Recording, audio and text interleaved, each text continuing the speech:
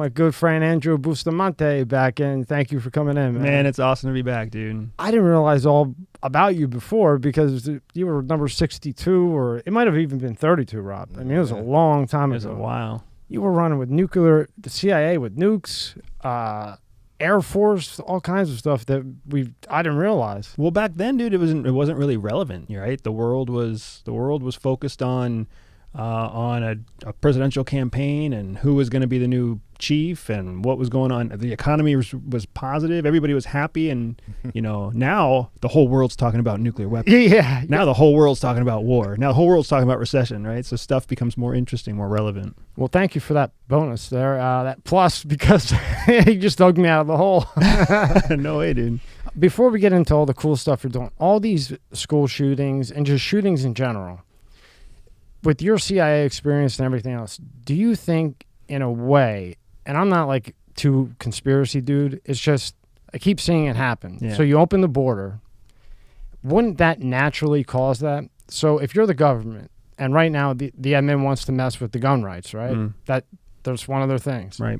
If you open the border, naturally, isn't this going to happen? So it wouldn't be a setup where like the government setting it up where people go in and shoot up schools or malls or whatever. But if you open up the border, it would naturally occur. So there's a concept out there called correlation and causation, right? Correlation and causation. What that means is some things are correlated, like you make more money and you have more problems, right? That's correlation. More money, more problems. It's not the same thing as causation. Causation means more money is the reason for more problems. So border security is related to overall violence within the United States. There's a correlation that people have been able to prove there. But it's not necessarily correlated specifically to school shootings or public shootings, right? When you look at the public shootings writ large, especially the ones that have been making headlines, it's not foreigners. It's not anybody crossing the border. It's Caucasian, middle class, people. You're right. I never even thought about that. The causation tie there is not even gun rights. That's the thing that drives me crazy, right? Anybody who's out there thinking that taking away guns is going to solve the problem, I've been around bad people my whole career. Bad people find a way to do bad things. Yeah. That's the funniest thing to me. It's like you're going to take the gun rights away. What do you think?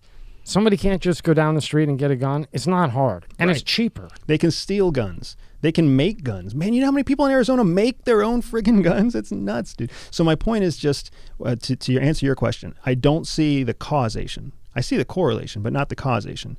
The biggest problem that we have with shootings is that people turn a blind eye to shooters. Shooters are the thing that causes shootings, not the guns themselves, the actual people who carry the guns. And there's a pattern to shootings. You don't have to dig very deep to find the pattern, but nobody wants to talk about the pattern. Everybody wants to kind of turn a blind eye and say, I hope it doesn't happen on my watch, right? Police want to turn their eye and say, man, I hope that doesn't happen in my district. Owners want to turn an eye on their business and say, I hope it doesn't happen in my business.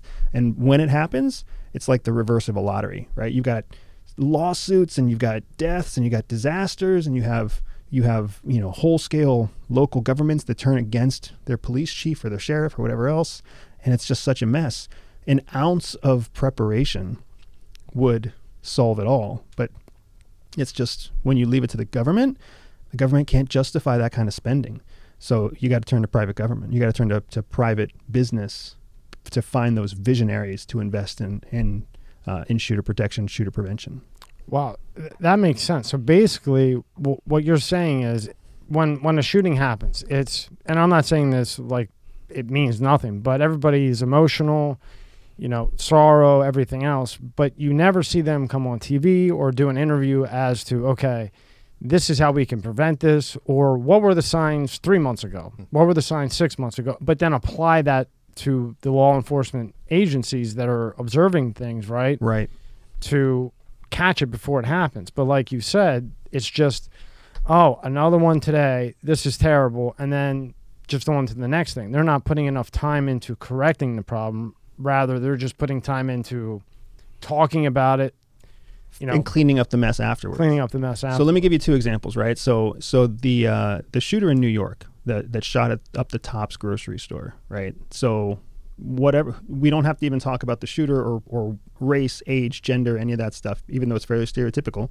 Instead, I want to focus on the fact that he put everything live on Twitch, right? What that gave us, they took it all down since then because they don't want the average person to see it because of all the destruction and chaos, and it's a sad thing to watch.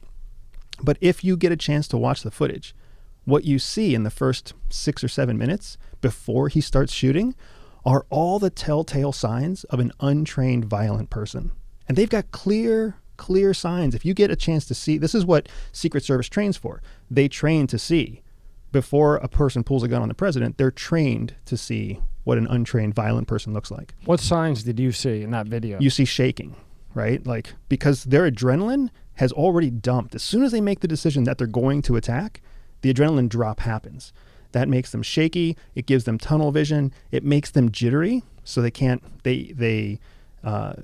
All of the things that happen to you after a fight, or even right before a fight, you know what that feels like, right? Your muscles get tense, your shoulders go butterflies, all that stuff. So when you watch that video, you see this dude driving around the parking lot, pulling in and out of different parking spaces, like looking like he's high or looking like he's jacked up on something, and nobody in the parking lot notices, right? And that's aside from the fact that he's wearing a combat helmet and he's just acting crazy. Then he actually gets out of the car after parking in the middle of a street, not in a parking spot, after parking in 15 different parking spots. Yeah, he hit the lady right off the bat. He pulls right into the street, and that's where he parks the car, gets out, opens the back door, pulls out his automatic rifle, right?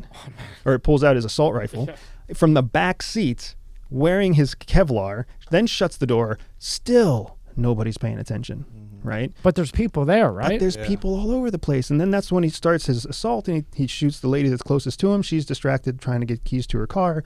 It's a sad, sad story. But the thing that kills me the most is nobody's talking about, hey, public, here's what to watch out for in a person who's potentially dangerous. I put it on my blog. I was just going to say, we're going to have that in the description because I think that should be playing 100 times all the on time. National TV, so you know what to look for, and then you can call an authority that gives a crap and say, hey, look, something isn't right here. This guy just parked 17 times. There's no reason that somebody couldn't have called the police before that dude was even was a real threat. If they would have seen a white kid in a combat helmet pulling in and out of parking spaces, not getting out of his car, that's grounds for a phone call. That's at least grounds for a security guard to walk up to the car and knock on the window or something. Well, even before it even gets to that point, I mean, the stuff that they post on social media, the telltale signs of someone who's depressed, who says violent things, has pictures. I think the kid, the one in Chicago,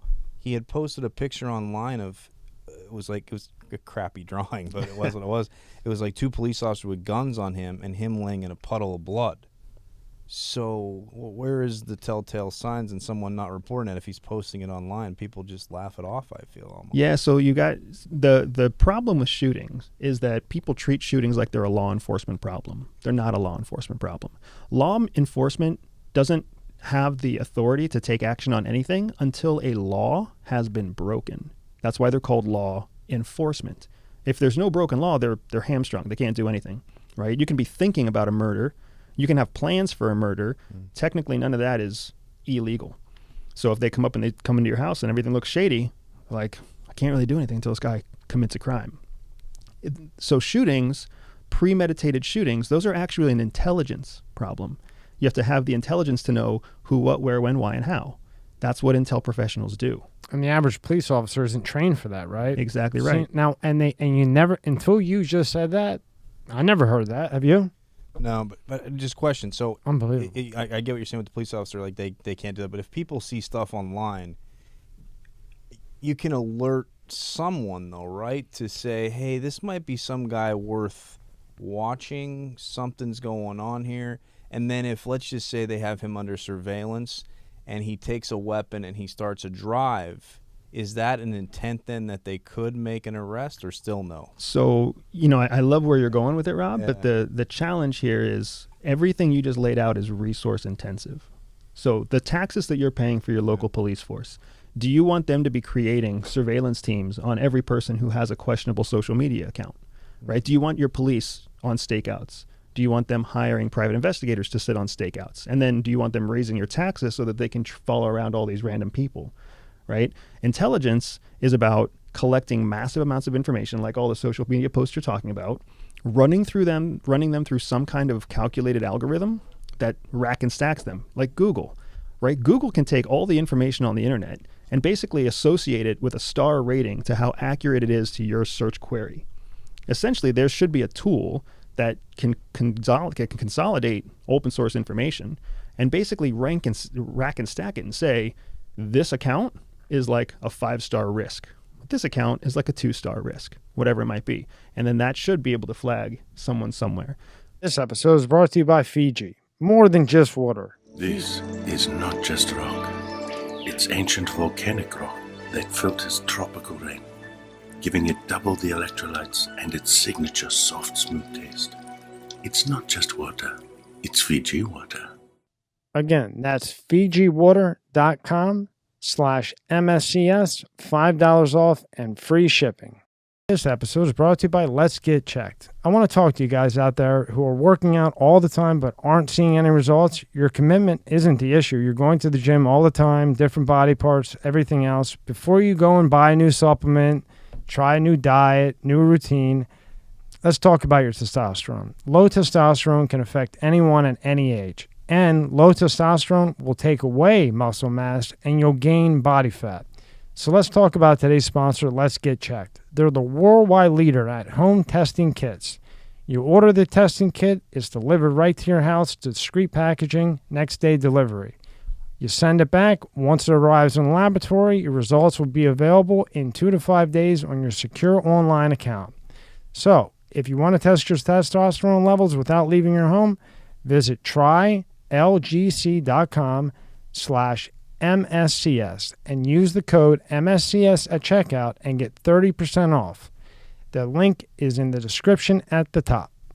But to make that, that's not something any government's ever going to make because they don't have the money or the know-how. But there's some, like I have thought it through. I have my own plans for, a nonprofit sector to just pour the profits from my for-profit business into a nonprofit that builds something like that. And but it's going to take time to A happen. GoFundMe.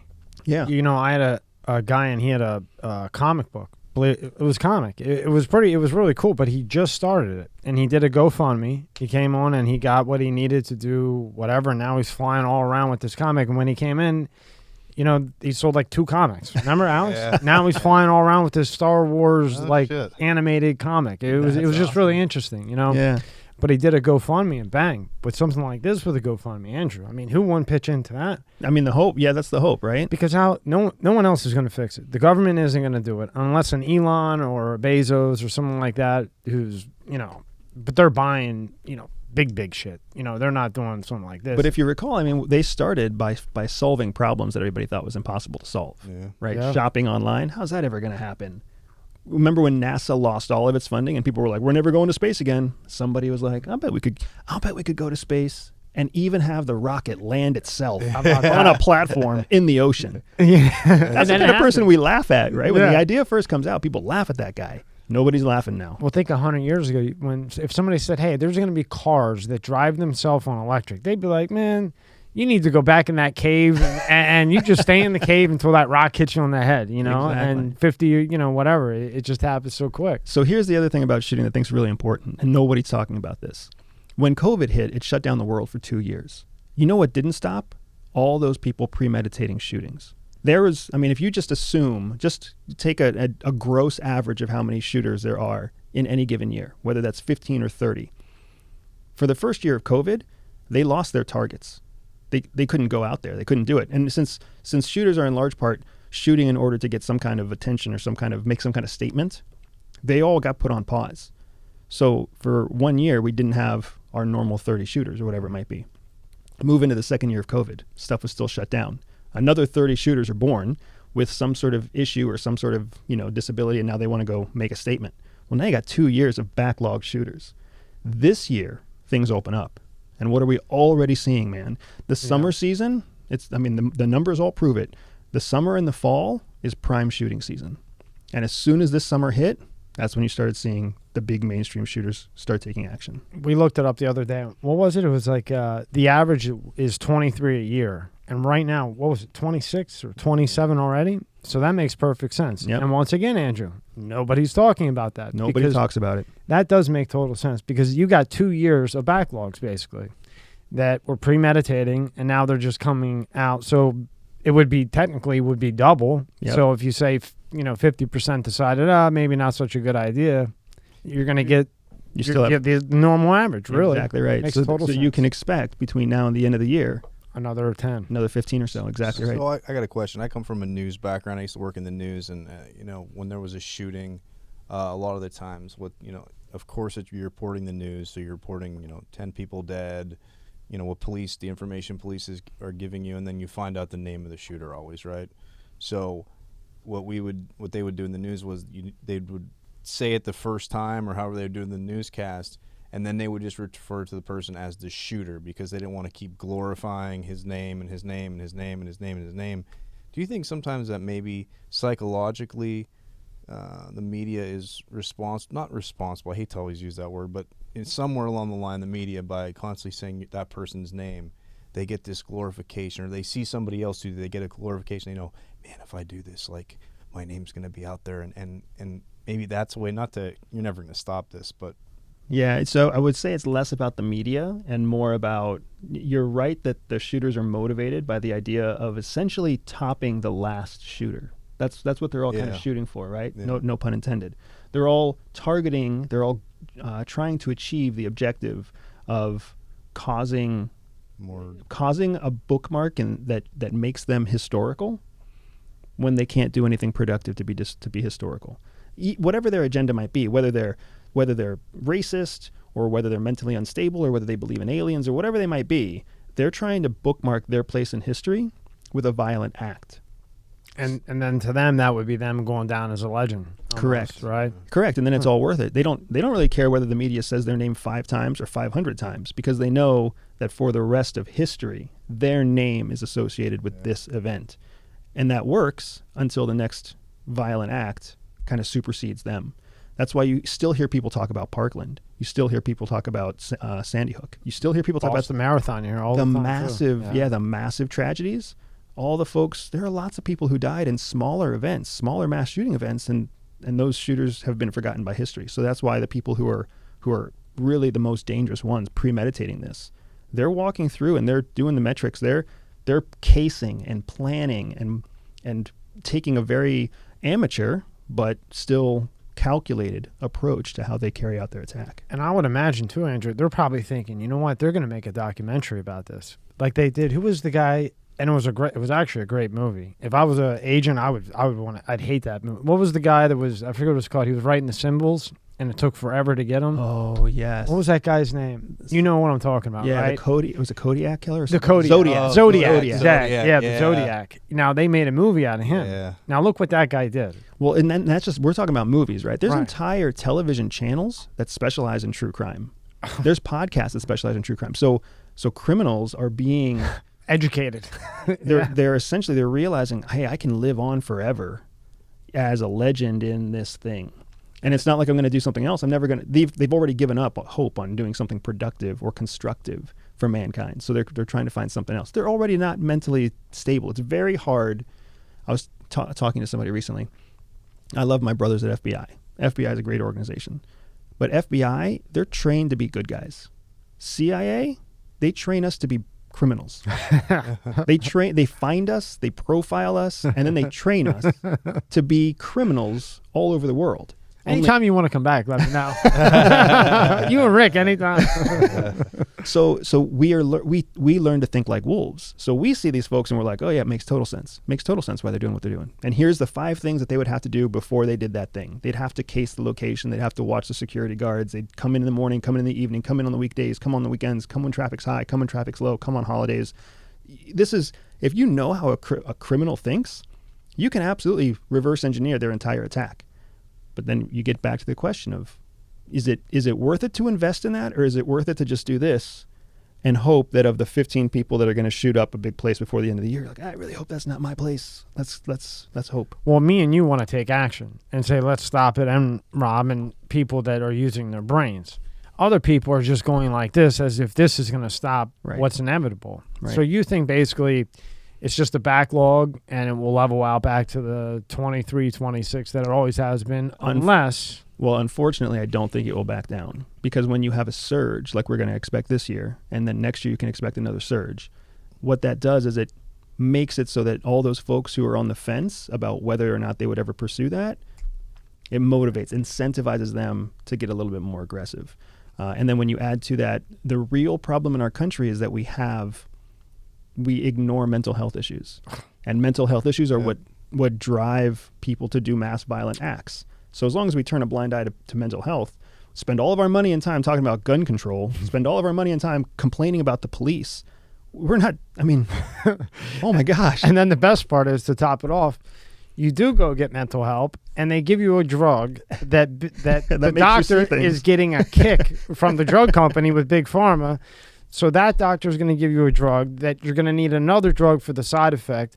And within those drugs, when you hear the commercials, this may make you so, I mean, the fucking list of side effects is longer than the commercial. Yeah. So now you're going to give a kid with a mental issue whatever drug, in my opinion, 8 out of 10 PCPs, they're going to give whatever drug or shrink, whatever drug they're getting a kick on that month. That's just what I believe. Maybe it's 7 out of 10. But that drug might make them crazier, which a lot of them do, rather than really sit there and figure out what would be the best alternative. And it's not always a drug, you know. Right. But they just want to do this and do that. And, you know, when you got Big Pharma involved and the government, you better get that GoFundMe going, buddy. So let me give you 2 real quick examples, right? So I had one client reach out to me recently. So since we spoke last, my entire business has taken a really sharp left turn, and I really only service now the most high net worth groups, folks that are worth 2 million net worth or more. Beautiful. Like a boutique. Almost like a boutique, except a boutique that is targeting almost exclusively like you know, the Palm Beach affluent. Island. Yeah. So it's not quite as, it's still niche, but it's niche to the rich, and there's lots of them. Yeah. So but Niche to the rich boutique. Spy guy. Everyday spy guy. That's a good ad. Yeah. But my point is that so someone in my network owns a series of clubs, and across the street from one of his clubs was gang violence that killed multiple people. Right? He was, until that moment, he was one of those people that was like, shootings happen, but there's no reason they'd ever happen here. Then it happened there, and it absolutely racked him. He was fearful for his employees. He was fearful for himself. He was at the club when it happened, and it gave him a taste of how close to home these things can be. So now he's looking for solutions. Now he's like, okay, like lightning struck, there's no reason for me to think it can't strike here again. Whatever the probabilities are, I don't really care, because people died within visual distance of my front door. I can't let that happen inside my facility. I can't let that happen to one of my employees. I can't let that happen to one of my guests, one of my customers. So I have to fix this. So for him, cost is no issue, right? He's doing the right thing because he's got to do the right thing, because he can't sleep at night until he knows his solution. And he knows from watching what the police teach schools and what the police teach other places. He's like, I'm not going to teach my people to run, hide, and fight. That's just signing up. That's just guaranteeing that someone's going to die. I can't teach them that, so I got to teach them something else. So show me what you do. That's one example of folks who are doing the right thing for the right reason. It gets close to home, but they still turn and they do the right thing for the right reason. I also have folks here in Miami who have started reaching out to me, and they're like, hey, we saw what happened in Texas. We saw what happened in Sandy Hook. We've seen it happen here in our own backyard. We want to do something to proactively prepare our businesses and our public spaces against a shooter. We know shooters are coming. You can't stop them. The debate about guns and everything else is ignoring the fact that shooters will come. So how do we prepare for them? So there are absolutely people out there who are having the discussion. People in my client world are having it. But the thing is, they're very wealthy people. They don't see money as something that's limited. They see money as something they can create out of thin air with their ideas, with their business. So they want to invest the money in a human solution. But that's not the common person. That's definitely not your average politician. They all see money as, a limited commodity. How can I get in the next election, or how can I get reelected? Why would I put money into fixing something when I could put money into my own campaign? Right, or whatever the lobbyists want me to, so they help me out, right? But enough guys like you train enough people, on the high end, then maybe, one day somebody comes to you and you train some guy and they say, hey, Andrew, can you, show me a little bit more? And then they're a branch of you and they train the everyday guy. Right. And you get enough of them, then you can end this. Or even better, you end up having somebody who is prepared, right? Think about the day that a tragedy could have happened and it gets ended in the middle of it, right? Some brave teacher attacks the shooter, neutralizes the shooter, becomes a hero, and they're like, how did you do this? Well, because I didn't run, hide, fight. Now, I did this other thing instead. In your experience, when you were spying out in the field, when somebody saw something like that, two total, one's way more extreme, but we'll just level it out for sake of conversation. When these people with the mental illness that aren't getting the help that they need, right? When they see somebody fight back, does that make them think twice, or are they still on that mission where it doesn't matter? So it's a little bit of both. Okay. There's a deterrent effect whenever an attack is met with counterattack. It's instinctive. So no matter we are still animals, cognitively and physically, right? We're still animals at our core. When an animal hunts, what kind of prey does an animal hunt for?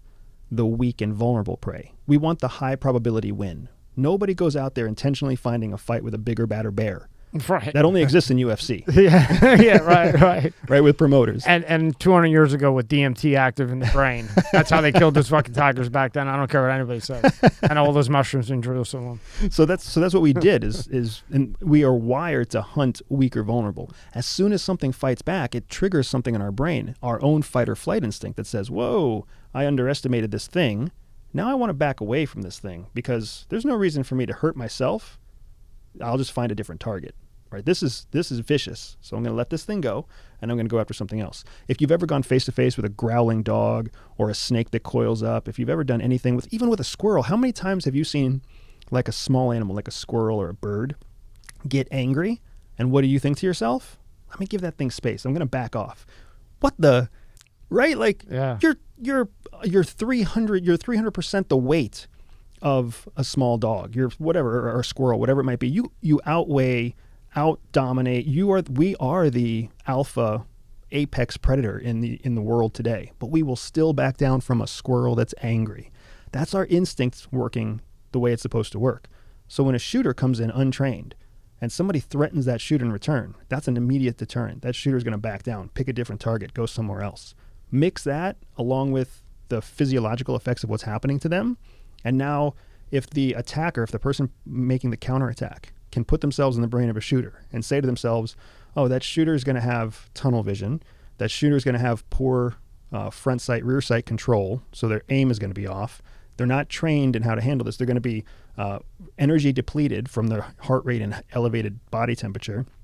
So the fight is going to be pretty short. So really all I have to do is grab the gun, take them to the ground, hold them down. They're not going to be able to hold much of a fight. And then if I take the first step, there's going to be 3 other people who pile on and we really take this guy out. Right? Maybe I get hurt. Maybe I get stabbed in the arm, but I'm not getting stabbed. I'm not getting shot in the chest. Who knows what's going to happen? But it's better to fight back. No one's talking about human instinct because everybody thinks that there's a way to fix it without getting hurt.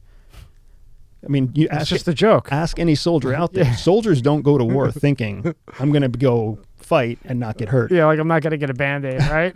Like I'm going to go to war and, I'm going to starve to death, but, I'm going to have a great time and no cuts when I come home, honey. Every police officer out there, every fireman, every EMT, every teacher, they'll all look you in the face and they'll say, I will take a bullet to protect the innocent.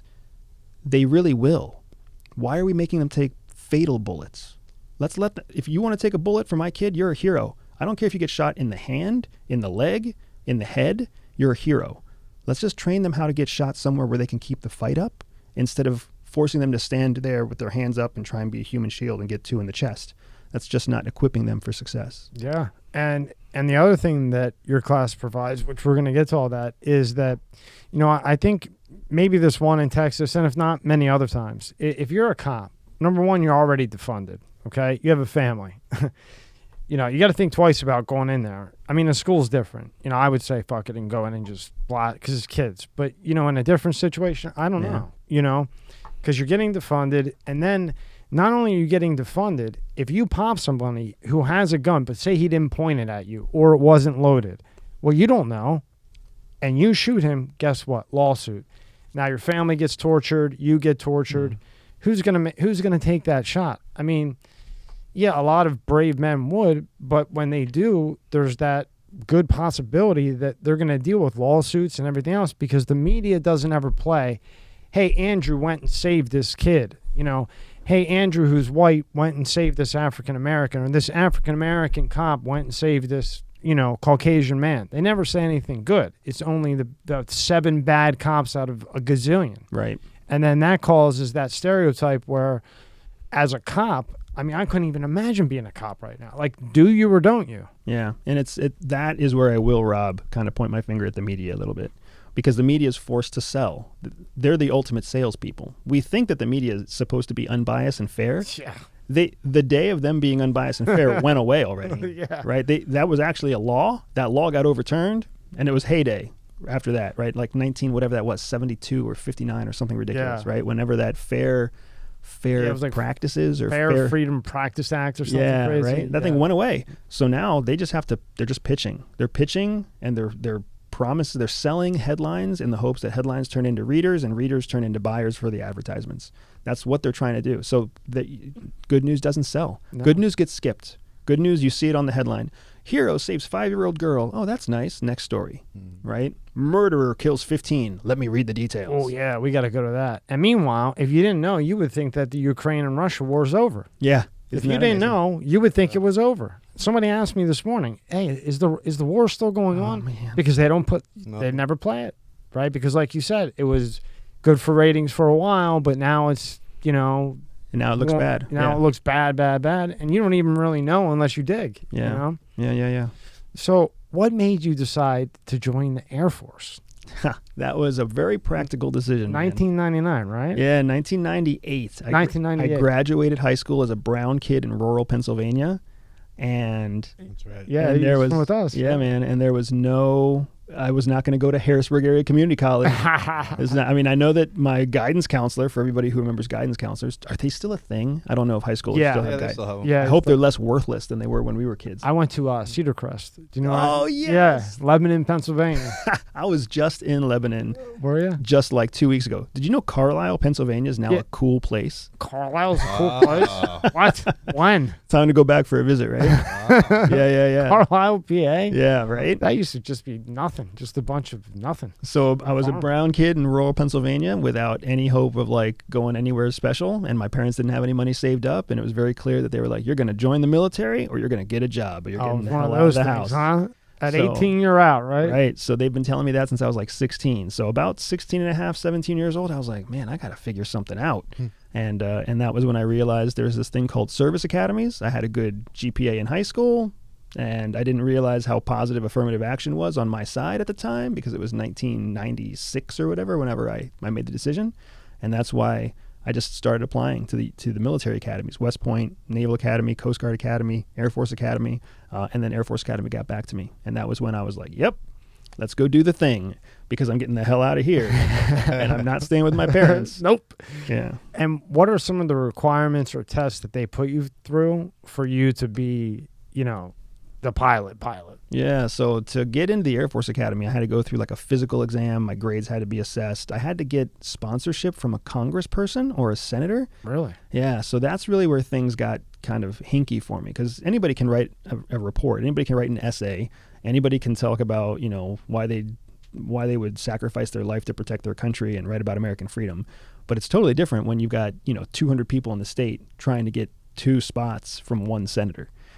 And that's where I found myself. So I got lucky, man. I was a busboy in a golf, like a golf club, not a cafe. What are those things called? Like a Diner? Yeah, Like a diner? like they a- don't even have them anymore. like a restaurant at a golf club. Yeah. And it just so happened that the congressperson for our district played golf on that golf course. Oh, the clubhouse, right? The clubhouse. Yeah, thanks, man. Okay. Yeah. So then the general manager for the clubhouse was like, hey, you're trying to get into one of the academies, and don't you need a congressperson? I was like, yeah, I don't know how to do that. And he was like, well, he's eating lunch right over there. Why don't you just go say hello? So that was literally how it started. And I went over there and introduced myself, looking and smelling like recycled food. Anybody who's worked in the restaurant business knows exactly what I'm talking about. That smell, that greasy, weird My food grandparents smell. had a restaurant, and when they would come over, I mean, you could smell them for days. It never left their pores, I don't think. Yep. So, shook hands, gave high fives, and then, 6, 8 weeks, 10 weeks later, the guy sees me a few times. He's like, are you still trying to get in? Are you still going to make it? And I was like, yeah, I'm trying. And I just got accepted to this thing, and I just submitted my report for that. And eventually he was like, well, why don't you talk to my secretary and let's see if we can't get you in for an interview. And then I got the interview and I got the sponsorship. So it worked out well. Now, going in, do they torture you at all to get into the Air Force? Yeah, the Air Force Academy has what's called a plebe year. It's a zoomy year for us, a plebe year for the Naval That just Academy. sounds bad. Yeah, and Right? it's a year of pain. Give me an example. Give me a couple things that they did to you. So you've got His face. He's thinking he's I'm like, reliving "No." it, man. So you're 18. Look, he's looking away. You're 18 years old, and you've only got one free day of the month to go be social. Every other day you're doing some kind of drill or some kind of chore. So whether that's polishing shoes or like folding laundry or dusting the top of every mirror, it's ridiculous stuff. And then every afternoon after class you go through what's called a training session, and training sessions are basically physical workouts where you're outnumbered by upperclassmen and they're all doing the workout with you. So like one guy sits down, he's like, get down here and do push-ups. And then you do push-ups with that guy. And then another guy comes and relieves him, but nobody relieves you. So then you're like, I just did my push-ups. And the next guy's like, now you're doing them with me. And then they just beat you, dude. It's just, it's mental and physical just destruction. What was the worst thing they did So the worst thing came for you? The worst thing came for me during this thing called Recognition Week. So it's the last week of the end of your year, right before you prove that you have what it takes. Are you counting down those last 7 days? Dude, you're counting them down like you would by not the believe. second. We tell ourselves that we can do anything for 7 days. By the end of it, when that Recognition Week starts, you're like, I can stand on my head for 7 days. I don't care what they're going to do to me for 7 days. Right? They can kick me in the balls every day, every minute for 7 days. I'm just going to keep my mouth shut and graduate. That's what I'm going to do. So they took my whole squadron out. We did this. It was, it was the winter. So it was like November, October of 2099. And they took us out into the snow because we're in Colorado in the mountains in the Rockies. And then they made us all go through these low crawl exercises in the snow. And what's low crawl? You're belly down, right? And you're crawling through like 12 inches of snow. And that wouldn't be bad, except that you're doing it for hours. And you're always behind someone else. So all that body warmth just turns the snow into sludge and wet mud.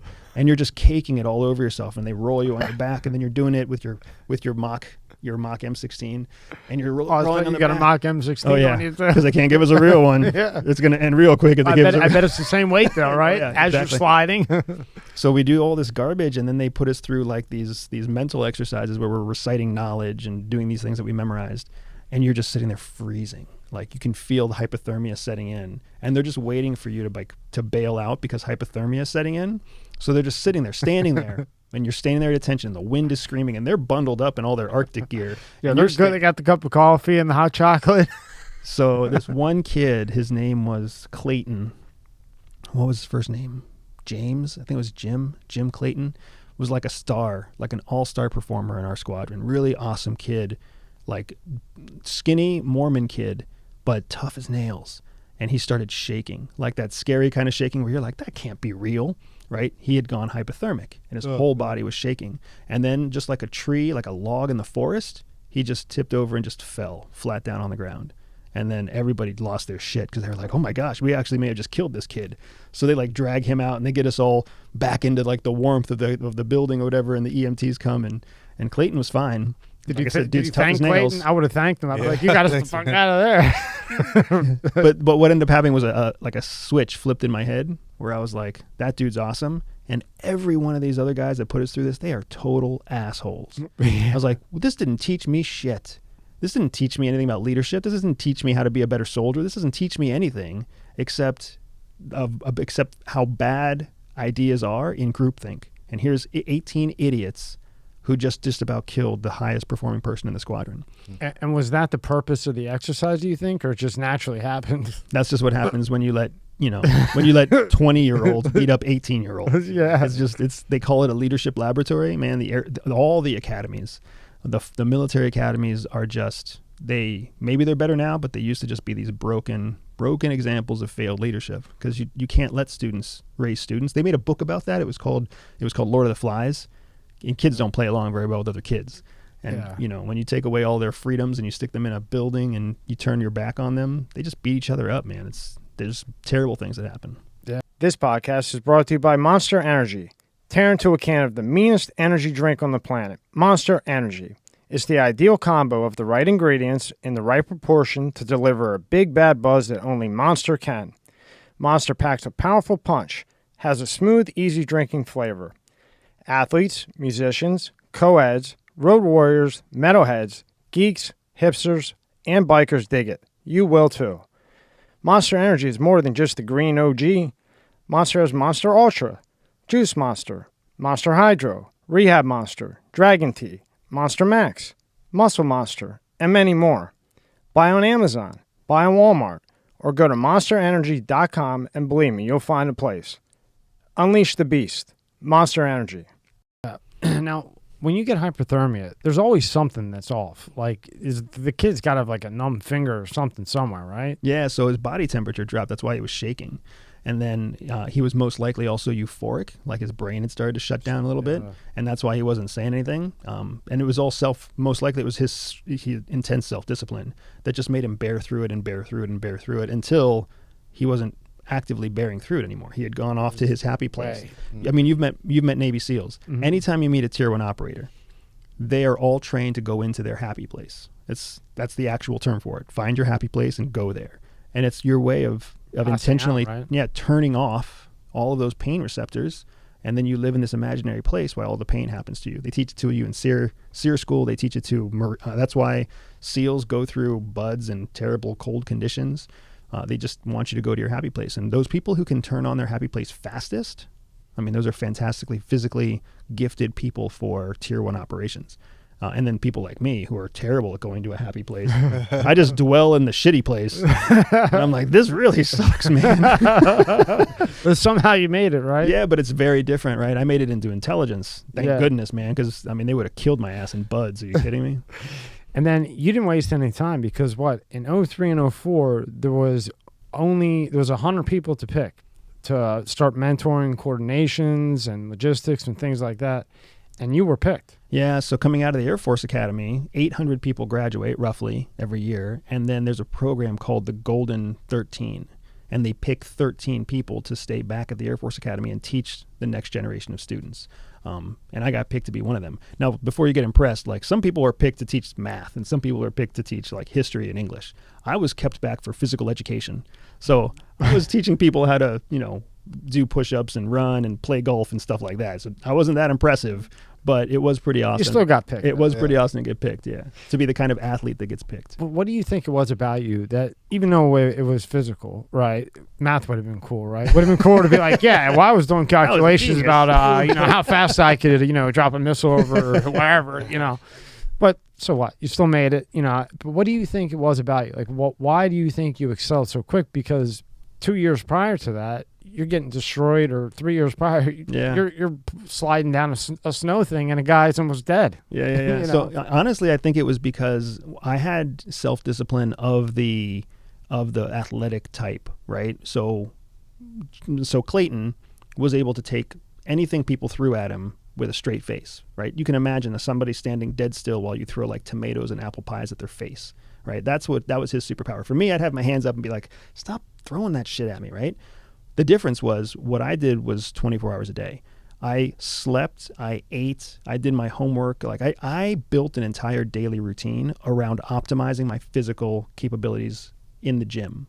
Whether that was, I was a varsity fencer, I was a boxer, I was active in multiple athletics. I was a star, not a star, but we have different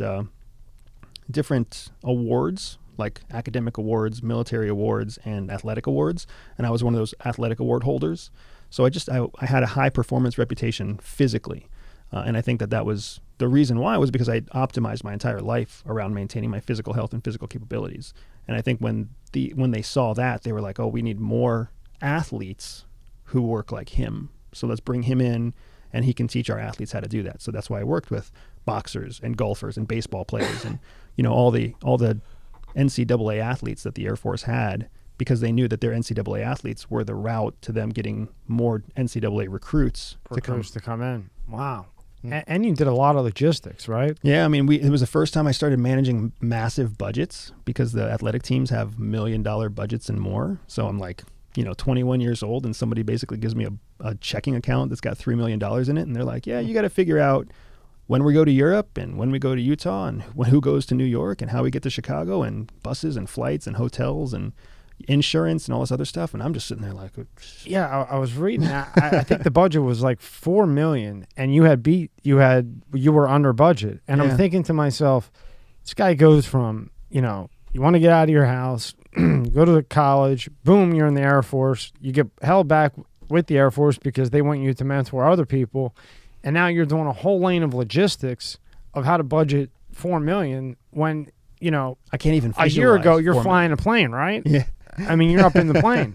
Yeah. I mean, that's quite a switch. It's really interesting, man, because I didn't ask for any of it. It was a cool opportunity. But for me, I don't know what you were like when you were 22 years old. And I still tell everybody this day, I was a dumb shit. Oh, yeah. Like, I didn't have any idea of how cool the experiences were or anything. I was literally just trying to get through the workday so I could go out at night, go to a bar, try to meet a girl, right, and try to do the fun thing, because going to work sure as hell wasn't the fun thing. And now in hindsight, I'm like, holy smokes, like I managed multiple millions of dollars before I was 23, 24 years old. Most kids don't even know what it's like to look at a bank account that has more than $10,000, right? Yeah, I couldn't even write a check at 21. I don't think I learned how to write a check until I was like 35. Yeah. I just never did. So what's been crazy is that it's, the impact that had on my perception, my perspective of what life looks like. Now I deal with people who are worth millions, and they don't intimidate me because they're just people. Like I've never been worth 15 or $50 million like some of the people I work with, but I know that they're just people. There's people with huge pockets. Yeah, well, at a young age, at 20 to 22, you're dealing with millions. Right. So you've already dealt with that. So when somebody comes, when you have 4 million and 40 million, yeah, you're already on that level. Right. What's the difference? Yeah, it's not like you're talking to somebody who's never made more than $40,000 right. a year. Yeah, right. Exactly right. So, I mean, that's interesting. Yeah. So now, when you were up in the planes, right? You were flying like the fighter jets? No, well, they taught me how to fly after I graduated. So after my 1 year teaching phys ed, being a gym teacher, then I went into pilot Still training. A CIA gym or Air Force gym teacher. Gym teacher. I'll take it. Picked out of 100. But they taught me how to fly, and then they gave me my security clearances, and everything went from there. And I actually ended up opting out of pilot training. So there's 3 phases of pilot training. There's what's called undergraduate pilot training, UPT, and then there's phase 1 of pilot training, and then there's phase 2 of pilot training where you actually get a specific assigned airframe. So everybody learns how to fly a Cessna, and then everybody learns in general how to fly a performance jet in phase 1, and then once you prove that you can fly a performance jet, then they assign you helicopters, jet fighters, cargo planes, aerial refuelers, tankers, logistics, whatever, right? They assign you to a specific airframe after that. I knew after 2 phases of pilot training, I was like, this is not for me. This is everything. Pilots, we have a pilot crisis right now in the airlines. I'm sure you guys have seen that, right? It sucks because every time I get on a plane, I'm delayed. Pilots, that's not a fun job. I don't care what pilot looks me in the face and says, I love my job. I'm like, you do not have an easy job. Your job is not fun. Maybe you don't realize that, and that's cool, but your job is not fun because everything is so exact. Because everything you do in an airplane affects fuel costs. It affects, arrival times, departure times. The motion in the back affects passengers or cargo. It's just nuts. There's weather delays. Everybody has to know where you are. There's tons of electronics. It's a super stressful job. It sounds like the most chaos domino effect ever, right? Because if the pilot does one thing wrong, it just goes all the way down the line to the stewardess. Now she's not going to get off on time. They're delayed. The bags are, the bagger people, it just goes all the way through. Yeah. Right? And then of course you land 10 minutes late and your airline takes a hit on the airport or the airport roster, and then that affects how much they have to pay the next year to maintain their, their position in the airport. So because it's so chaotic, or because there's so many things that could go wrong, that's why airlines were one of the first industries to be so heavily automated. So now you got people who go through thousands of hours of flight training so they can sit down in a seat, flip a switch, and have the machine do the job for them. Like, how miserable must that feel to fly a 17-hour flight across an ocean? I hope you got an iPad. Yeah. They're probably not allowed to even use it. Yeah. Probably just got to sit there and stare. Twiddling your thumbs, checking like the oil pressure every 15 minutes and making a record in the log. And then you got to ask the guy next to you who's looking at the same thing that you just looked at. Does that look the same to you? We just checked it 15 minutes ago, but the one time that you don't, it's probably off, right? Yeah. And that's what you get relegated to after all those hours and all that stress. And Now, being that you did have some time with the Air Force and everything else, when you see this UFO shit that they're all of a sudden now playing, right? Can you pull up tab 2? We'll play it then. When you see that shit, do you think it's UFO? Do you think it's the military, our military? Because a lot of them seem to be right around military bases. Or do you think we don't know? We don't think it's alien. We know it's not us. Do you think that we don't know, and it might be like a North Korea or China, that they have been able to reverse engineer something that we haven't yet, and it's them? So this question is such a fascinating question. So let's rewind to when I first came here, right? Episode 62 or whatever. Yeah. UFO questions are the questions that I get. I used to get them all the time from your normal everyday conspiracy theorists, right? Hey, what are they hiding in Roswell? And tell me the truth about Andrew. I'm whatever. trying to get Remember I had Beto in, Elon Musk partner with the space-time continuum. Remember him? I've been trying to get him in, but he's from Ukraine. So he's like in pot. I gotten a hold of him once, and then Rustin, who I got him from, shout out to Rustin Gross, but he's building something over there. Wow. Sorry to interrupt you, but go. No, but I used to get that question all the time from like low-hanging fruit, I call them, right? All your conspiracy theorists, your 24-year-olds who have nothing better to do but like troll on YouTube or whatever. Yeah. And it was always annoying because the question was always like, why is the government lying to us? And yada, yada, yada. And, life is out there. Intelligent life is out there. And then I went through this phase with my business where we started reaching people who were, worth $150,000 or $120,000 a year. Professionals, working level professionals. They don't get distracted by this stuff. They might watch it on TV at night, but they don't think about it. Then I get into the ultra high net worth crowd, and they care about this stuff, but they don't care about it for the same reason, right? Wealthy business owners and tech company owners, they want to know this stuff because they want to cash in. Yep. Exactly right. So what ended up happening, all that is to say that about a year ago, I got commissioned to write my own intelligence report about UFOs. And oh, wow. I did like global research, CIA style, pulled out all the stops, collected intelligence from France and intelligence from Germany and intelligence from the United States, from Brazil, to start mapping out what is global UFO phenomenon actually tell us. And the results that I came to were like, for sure, there's something out there. For sure. The highest probability is that what's out there is military, either foreign military or domestic military contractor. Right, like Boeing or Raytheon, creating something new and experimental, and they want to maintain their IP, so they don't tell anybody about it. So then it works, it triggers something somewhere, and people are like, oh, was that a UFO? Well, Boeing's like, it wasn't a UFO, it's one of ours, but we're not going to tell anybody it was one of ours because that's gonna blow up the fact that we're trying to build this thing in secret.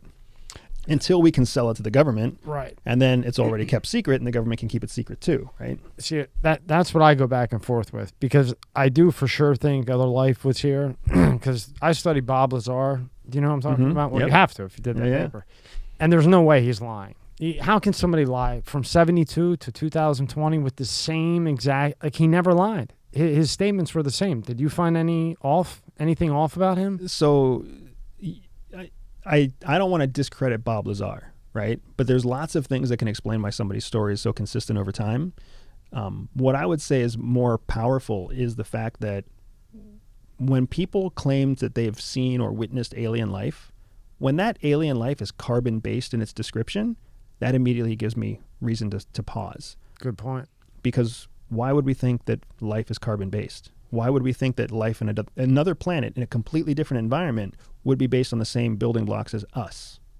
It would depend on where the sun is and then where that planet is in rotation. So it could be possible, but a carbon life that we can't see, I can't see how a carbon life could go at the speed of light through the matter and get here. Oh, and why would it even, like, why would it follow any of the rules that we currently have, right? So if you think about it, like, if we're ants and there's some alien out there that's like a person, when an ant sees us, they don't think of us as a life form, right? An ant looks up and they just see basically a giant moving thing.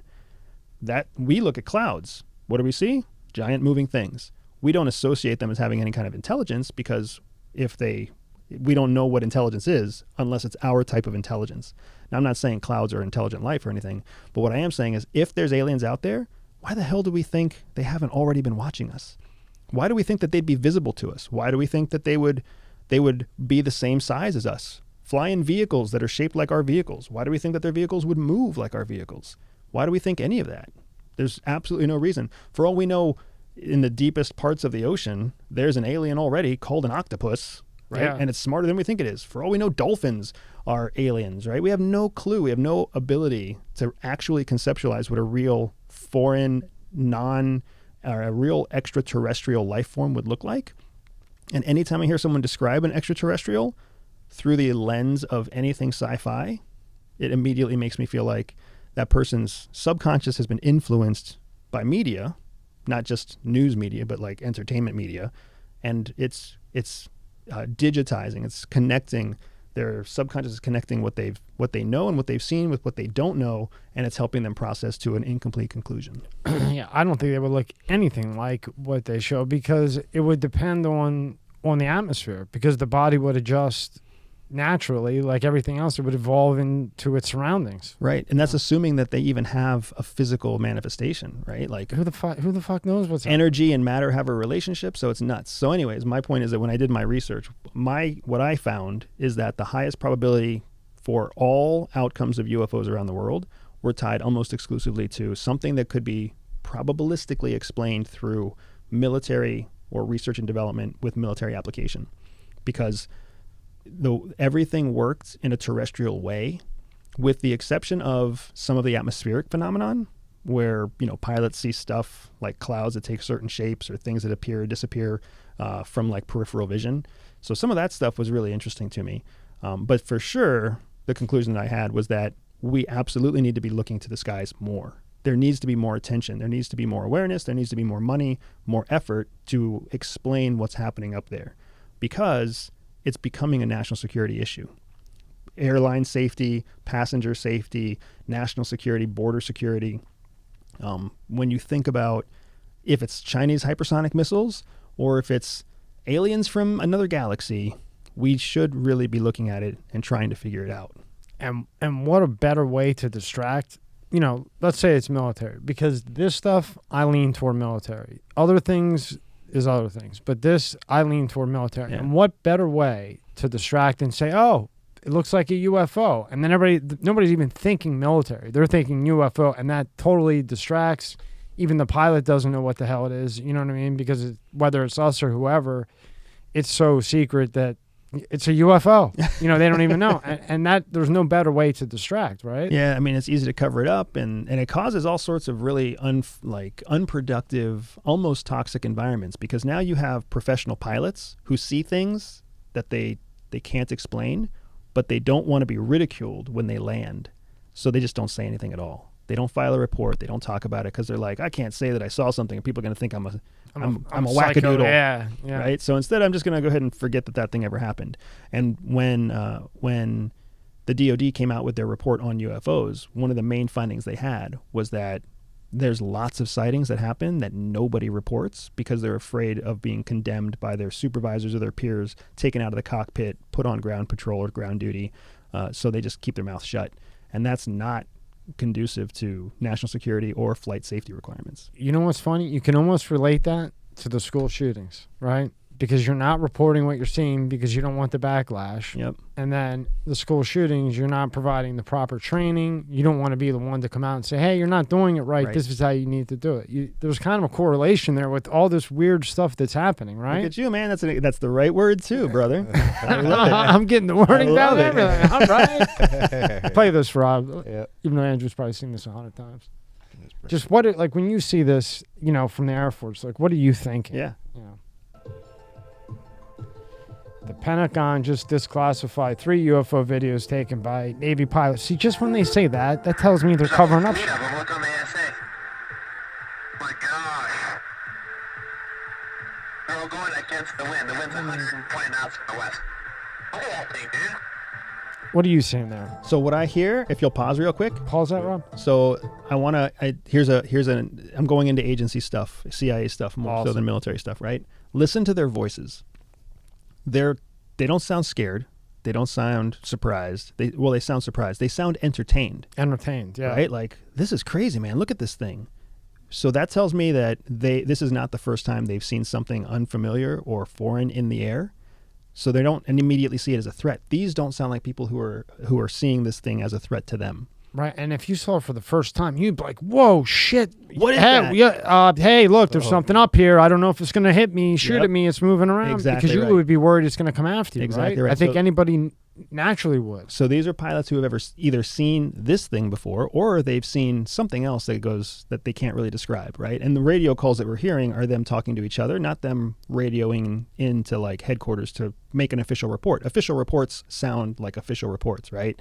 Hey, this is November 627 on heading such and such over GPS coordinates yo and yo, and this is what's going on. They're just talking to each other saying, oh shit, man, look at that. This is crazy. That guy's going against the wind. Great point. So they had to have seen this shit before. Otherwise, they would call into headquarters, right? Correct. There's Or no way something. that they don't. By policy, you would have to. Right. So if that's one of the first things that I pick up when I see these videos, right? The fact that there's something flying is less relevant to me than the pilot's reaction, because it's obvious to me that this is not the first time they've seen something unidentified in the sky with them. When you notice something else, pause it. Yeah. I never thought about it like that. Holy shit.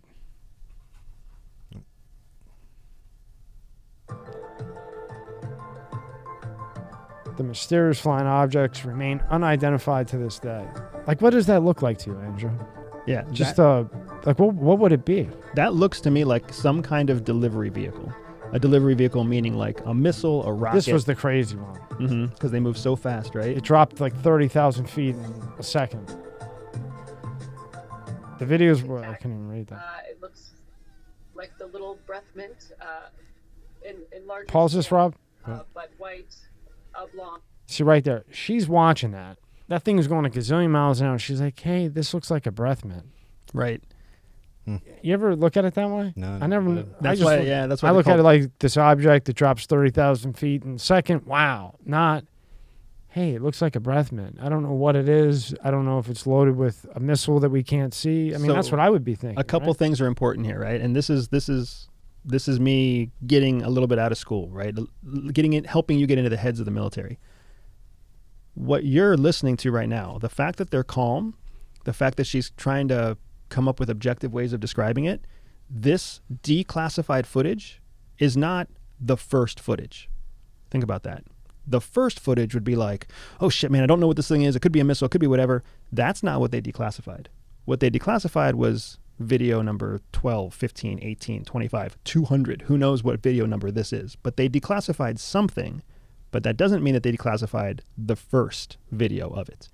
And that's important because if they chose to declassify this, there's a reason.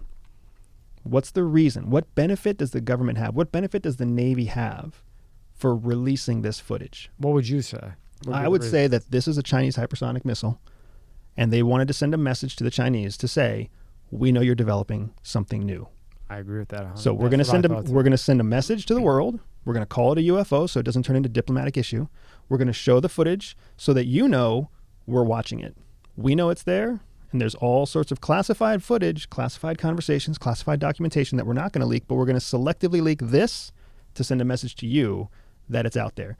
And what happened? We caught it on the radar long enough where we could have blasted it if we wanted to. We think Potentially. but it might be able to turn quick. But to me, it's highly suspicious, leaning towards causation, that the reason the hypersonic missile race picked up in 2022 was because in 2021 the DoD filed this giant UFO report that Congress asked for. So now all of a sudden the U.S. military was like, we can't really keep this secret anymore. Let's go ahead and make the whole world know that we know hypersonic missiles exist and that the Chinese already have them, the Russians might already have them, and we don't really have them yet, but they're under development. That's an embarrassing story. So they don't want to have that story until... So you redirect. Wow. I really did think that. I was going back and forth, but I thought it was military. Play this, Rob. No apparent flight control surfaces, no apparent visible means of propulsion, and Tom is So pause there for me too. So this is important also. We're listening to a voice and we're watching a video, but that doesn't necessarily mean that the voice we're listening to is watching the same video that we're watching. Yeah. When you hear her say things like, there's no apparent flight controls, there's no apparent exhaust, right? I don't know about you. I would feel like an asshole if I looked at a blurry dot from a far distance and tried to make the conclusion that there's no flight control. Well, could she see through it? Right? Yeah. Exactly. So what I think is happening here is that the recording that we're listening to is either part of a multi-image, like there were 3 different types, because most devices on an aircraft that observe in multiple visual spectrums. They observe infrared, they observe main visual, they observe with ultra lenses that really that have focal points that allow them to zoom in. So more likely, she's making an assessment watching multiple screens with multiple feeds. And this is just the blurriest feed. This is the one that could be declassified because they didn't want to show the ultra high resolution one. Right. And also, for all we know, this could be like B-roll. Correct. And if somebody doesn't know what B-roll is, it's just a video, and then there's somebody speaking over the video. Right. And she could have a script right there, right to say. I mean, I wouldn't worry about a script. That seems like a lot of work. Or just talk about it, but right? Yeah, calmly. It could be the footage that didn't make the final cut. Yeah. Right. And they were like, we don't really like this one, so let's take it again. Yeah. Let's make a better one because it's going to Congress. But this one was kind of shitty, so we'll let this go to the American people. We'll let this go. Yeah. Finish this one off, Rob. That we couldn't classify, we couldn't identify. Yeah, she's way too calm. Yeah, and it also sounds like she's being interviewed. You saw that at the end, right? Yeah. So she's justifying or defending herself. So it sounds like that's part of an interrogation or part of like a congressional debrief sort of thing. Well, you broke that down real quick. Last time you didn't want to talk anything UFO, but it's a real thing now. Yeah. In some way, shape or form. I was watching. I wanted to ask you about this. I was watching. Mike Baker. Yeah. Yeah. I saw him on, I guess it was Rogan, and he was saying that the Chinese now. This reverts back to what you were saying. They have supersonic missiles. I don't know if is that considered a nuke? No, hypersonic missile just means it's a missile that can fly at fast speeds at low altitudes. Okay, he was talking about that the Chinese have supersonic missiles that are faster than the speed of sound, whereas before we would have maybe 30 minutes to detect it, shoot it down, right? Now it's so fast that by the time we would detect it, it would already be in the United States, and it's so quick that if it looks like it's going to New York and say we catch it for that split second, it could turn and just hit New Jersey and destroy it. Right. Would you agree with that? So he says that it's fact. Yeah, that's the risk with hypersonic missiles. My understanding is that they do not have the control yet that makes it so they can make rapid directional changes. That the pressure on the airframe itself is so significant that once they're at full speed, actually redirecting them is very difficult. But the whole point about being able to launch them without being detected, that's accurate. That's what makes them so dangerous because we're used to looking for high-speed projectiles at altitude. These are high-speed projectiles at low altitude. And by the time we can detect it, it's already about to hit. Correct. As of now. Correct. So that becomes very difficult to defend against. It becomes a very scary concept. Could it be equipped with a nuclear warhead? Yes. But then you end up, if you equip it with a nuclear warhead, you have a completely different kind of weapon, right? A weapon that no one has seen before, because all nuclear-equipped deliverables essentially go into the atmosphere and then come back down, high-altitude projectile, right? So it makes perfect sense to me why folks are scared, and it makes perfect sense to me why when you associate, when you correlate what was happening here in UFO findings with what we now know has been happening in recent history with military development, the two have strong overlap, right? Really strong. Really strong Because overlap. now all of a sudden you're seeing all these videos that are doing massive things. Now we know that China, maybe they can't redirect it yet as far as we know, but we know they can get here without us detecting them. It's Or just, maybe they can redirect it and it just hasn't been made public yet. right. Probably the most likely of the two. Because that's just one of those things. And Yeah. you know, I appreciate Mike Baker every time he goes out there and, you know, in the public sphere. But if my true professional intelligence side is that if we don't know something for sure, then we don't ever commit to it for sure. We can talk about probabilities, we can talk about likelihoods, but we don't ever say something is for certain. And one thing for sure about Mike Baker is he is not in a position where he now has access to current classified top secret information, specifically because he goes on Joe Rogan to talk about it. Yeah. The government's not going to give him TS/SCI when they know he's that public. There's too much room for mistake. They always joke around that he's supposedly out of the CIA.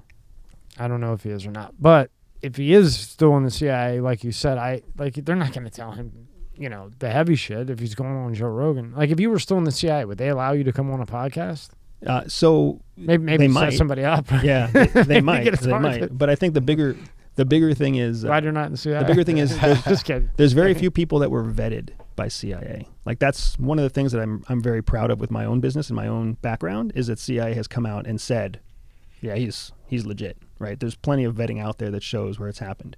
I've got documentation that proves it. I've got all sorts of stuff that proves it.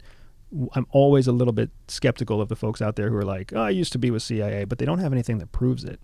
Because CIA can source lots of different people. They can literally just go tap an engineer on the shoulder and say, hey, we need your help for 2 weeks. Does that mean that engineer is now with the CIA? I don't think he went through hyperthermia or some of the shit that Rick was telling us, and we were like, whoa. Yeah, I don't think that guy for 2 weeks, no, I don't think he's CIA. Right? And that's how it works. So CIA can tap on a military person. They can tap on a drone pilot. They can tap on a chemical engineer. They can tap on anybody who has a U.S. passport and basically say, hey, we need you for a few weeks or a few months to come do the thing, and then we're going to get rid of you, right? And it's called being co-opted, right? You're brought in, you're given a security brief about something, and then you're sent out. You're not a professional intelligence officer, and that's really important because there's a number of folks out there. And now that I am also a public figure with an intelligence background, it's very, very hard for me whenever I go and I have to justify or kind of speak to the credibility of some of these folks, because I'm like, I don't know. I don't know that one, and he hasn't shown me anything to prove it. So I can't say that I knew him. I knew him when. Yeah. When I showed you Rick, you go, he's a fucking legend. Of course I know him. Yeah. And I said to Rick, I said, I had him in. He goes, oh, yeah, he looks familiar. You know, you guys are like your own brotherhood. Yeah, well, that's because Rick was paramilitary.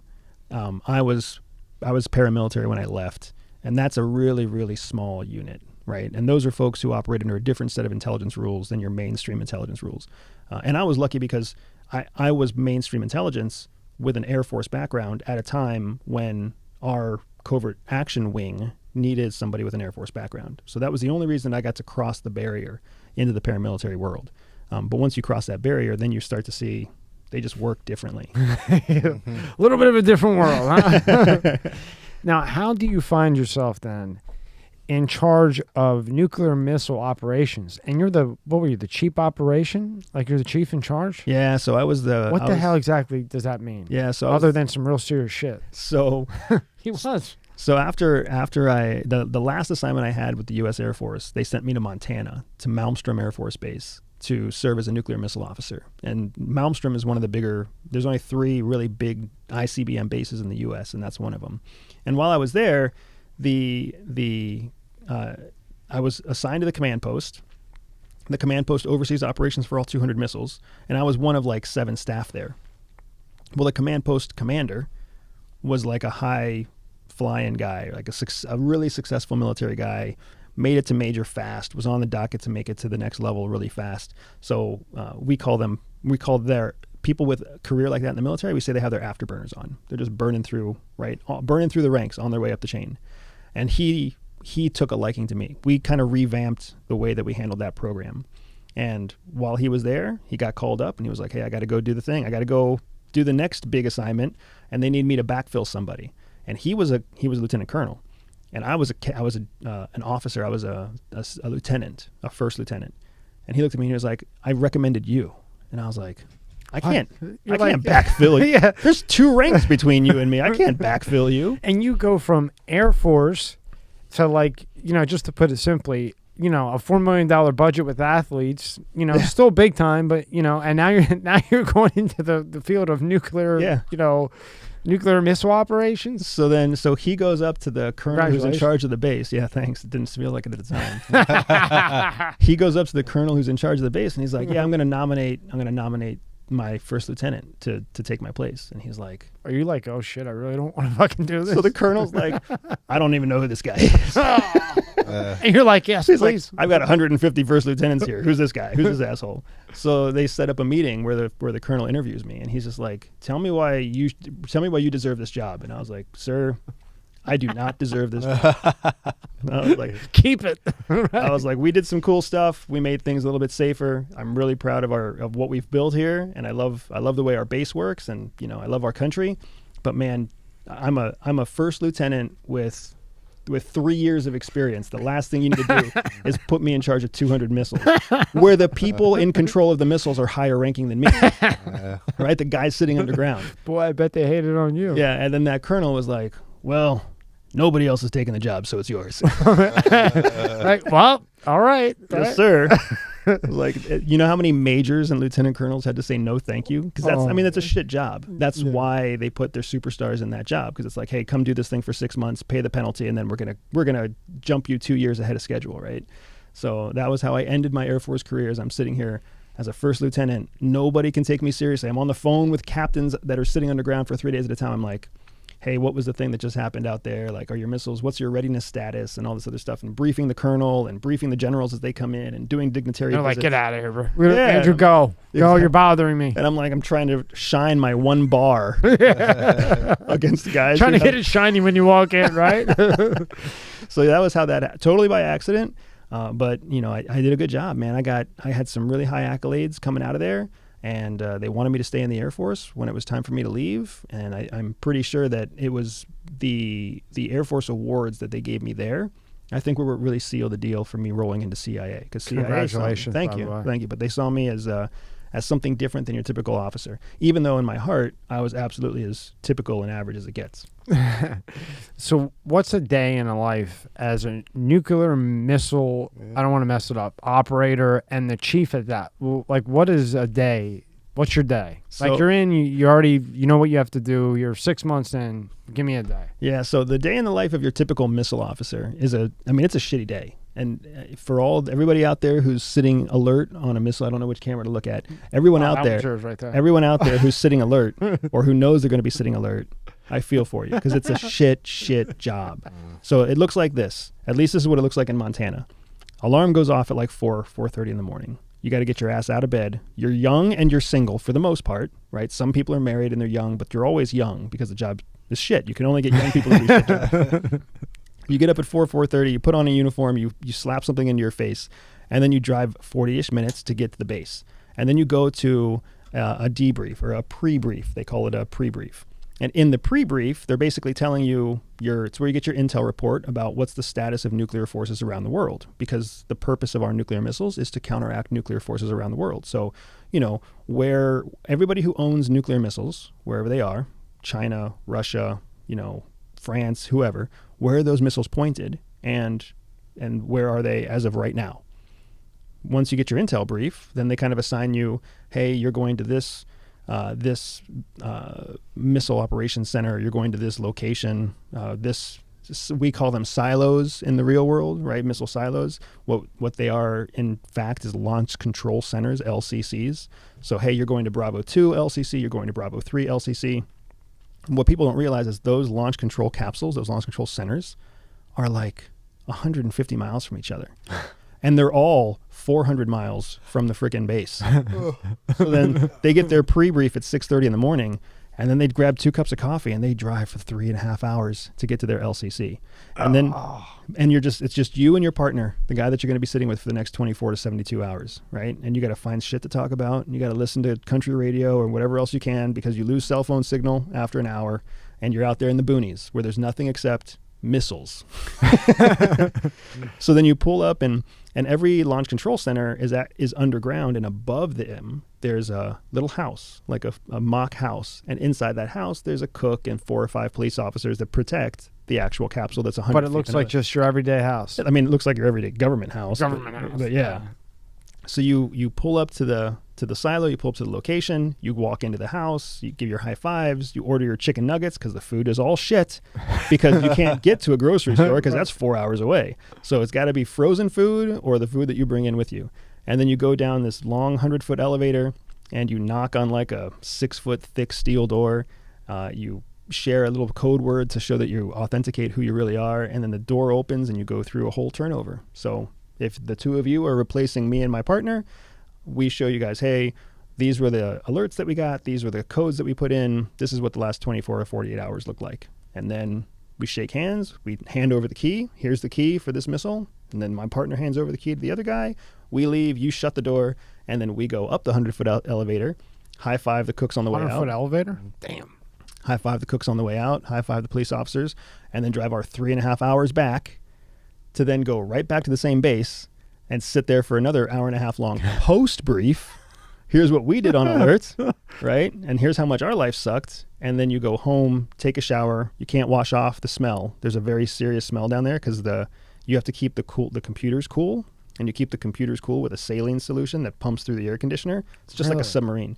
So you just smell like dirty foot all the time. All your clothes. What kind of computers are they using? Old, like 70s era, 80s era technology. Why the hell are they using those? Because it was nuclear tested. Oh, because it was tested to work with it. Are they testing like newer computers? Or no. Nope. I would imagine that other countries probably are. Would you imagine that? Maybe. I mean, we can imagine China's using a I think that I'm sure that they're still testing new technology, but they're testing it through like virtual tests. Like an off-server type thing. Yeah, like something where they're like, let's simulate what it would look like if there was actually like a nuclear blast. But we've been trying to pursue nuclear disarmament for like 30 years. So there's no real investment benefit to modernizing our nuclear workforce, right? It's if you're gonna modernize a nuclear weapon, make it something that you put on a plane or something you put in a submarine. Your ICBMs that sit underground stationary, those are not worth updating. And it really, when you're a nuclear missile officer underground, you absolutely feel like the person the world forgot about. Because you're sitting there behind a 1970s era computer. Nobody knows you're there. You don't get to see the sun for 3 days. How long did you do that for? You're eating chicken nuggets and chicken nuggets is like the best day of your life at this time, right? And tater tot. Yeah. And there's somebody every now and then they send you down a can of canned green beans and you're like, well, I got greens today. Oh, they send it down? Yeah. Too? Oh, you're fucking 100 feet down, right? Somebody delivers it. How long did you do that for? So I was there 2 years. Wow. And I moved to the command post after 1 year. How long that 2 years feel? And those are 4-year assignments. So after 2 years, I left. Yeah, man. Those are 4-year assignments, and your typical professional missileer does 2 assignments before they become a commander. So they do a 4-year assignment, and then they go. So 4 years underground, 2 years babysitting satellites somewhere nicer as a reward, and then back for 4 more years underground. And then they're like, congratulations, you have now officially kissed enough ass that you can sit in an office above ground now. So after you do 2 years underground, now you have to do 2 years above ground staring at a satellite. Yeah, and then you do and then what, you have to go back and down how many hours is this that you're under there staring at something? So generally they were 72-hour shifts in 2007 when I was there last.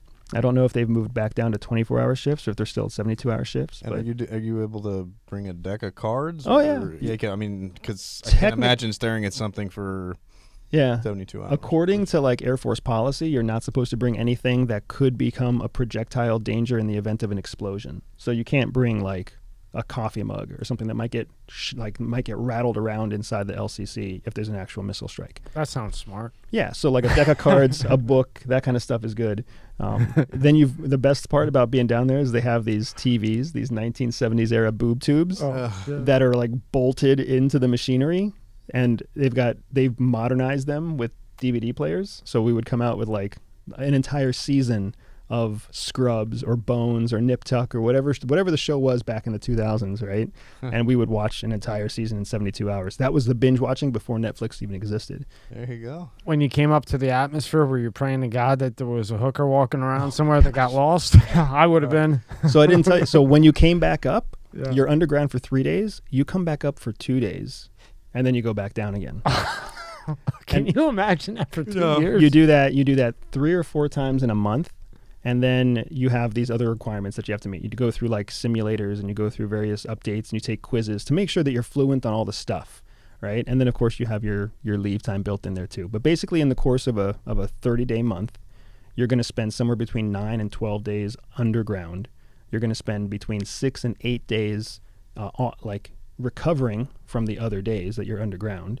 So that takes you to 12 plus 8 is 20. And then you've got 10 training days where you're not necessarily off. Like those 2 days, you're off. You just go back to your house and you sleep and you eat and you do whatever you want to do.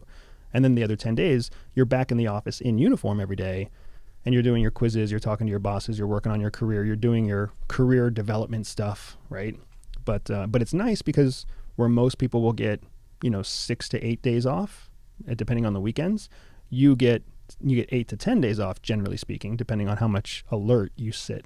Now, when you're in that hole for 72 hours, what kind of toll does that take on the body when you come up? I mean, it's horrible, because man. It has to. Yeah, you lose track of it's. Anybody who's done shift work knows how hard shift work is. I mean, like physically, when you come back up from 100 feet down, is there any physical thing? Not really. So 100 feet under solid ground isn't like 100 feet underwater. There's no pressure. There's nothing like that, right? So what ends up happening is you come back up, and aside from the fact that you haven't slept right for a few days, because there's an alarm that goes off constantly every time they have to simulate a missile launch essentially every few hours. I bet you can hear that in your head for the rest of your life. It's called an EAM. Yeah. All the time. So you never really get more than a few hours of sleep at a time, and you have to rotate with your partner. So like they're on and you're off, and you try to sleep, and you're hot bunking in the same cot and everything else. And so it's hard because if you get along with the person, cool. If you don't, it's a really shitty alert. And then if they're good at their job, then it's cool. But if they're bad at their job, then it's not so cool, because then you got people calling constantly to say, hey, you fucked this up, you fucked that up, you got to fix this, you got to fix that. And then you're eating terrible. You don't get to exercise unless you do like push-ups and grab like a rafter to do pull-ups. That's pretty much all you got. On like a hard floor, you can't bring anything with you. You can't bring exercise equipments or jump rope, anything like that might get bounced around is technically against the rules. So you're basically in jail. Yeah. You're basically 100 feet underground in jail. You just get out every 3 days. And there are people doing it right now. At any given moment, 3 missile bases. Each missile base has about 10 LCCs. Each LCC has 2 people in it, right? So you're talking about 20 people per base, 24 hours a day, 7 days a week, weekends and holidays and everything. So even now, as we're having this conversation, there are 60 Americans underground 100 feet. All suffering 60 through of this. you are more than welcome to come in after that shit. I'll bring booze, whatever's legal, I'll bring. And if Andrew has anything illegal, he can bring it. I'm going to turn off the cameras. And hypothetically, if there was a nuclear attack or a president says, all right, time to push that button, when he orders, the president is the only one that can order a nuclear attack, right? Or Correct. Nuclear thing. Yep, correct. And is that then radioed straight to you guys and you're pushing a button, or he literally is pushing the button and it's launching? No, yeah. Andrew, can you take me from beginning to end Of that process, yeah. Yeah. So, there's a lot of shit going on. The decision has been made. A nuke's going to go off. Now what happens from there? Right. So the Who's president... the first person contacted everything? Yeah, so the president has like an executive assistant that's always at his side that carries something called a football. It's a nuclear briefcase. And inside that briefcase that's handcuffed to this person's arm, are their day's current nuclear codes.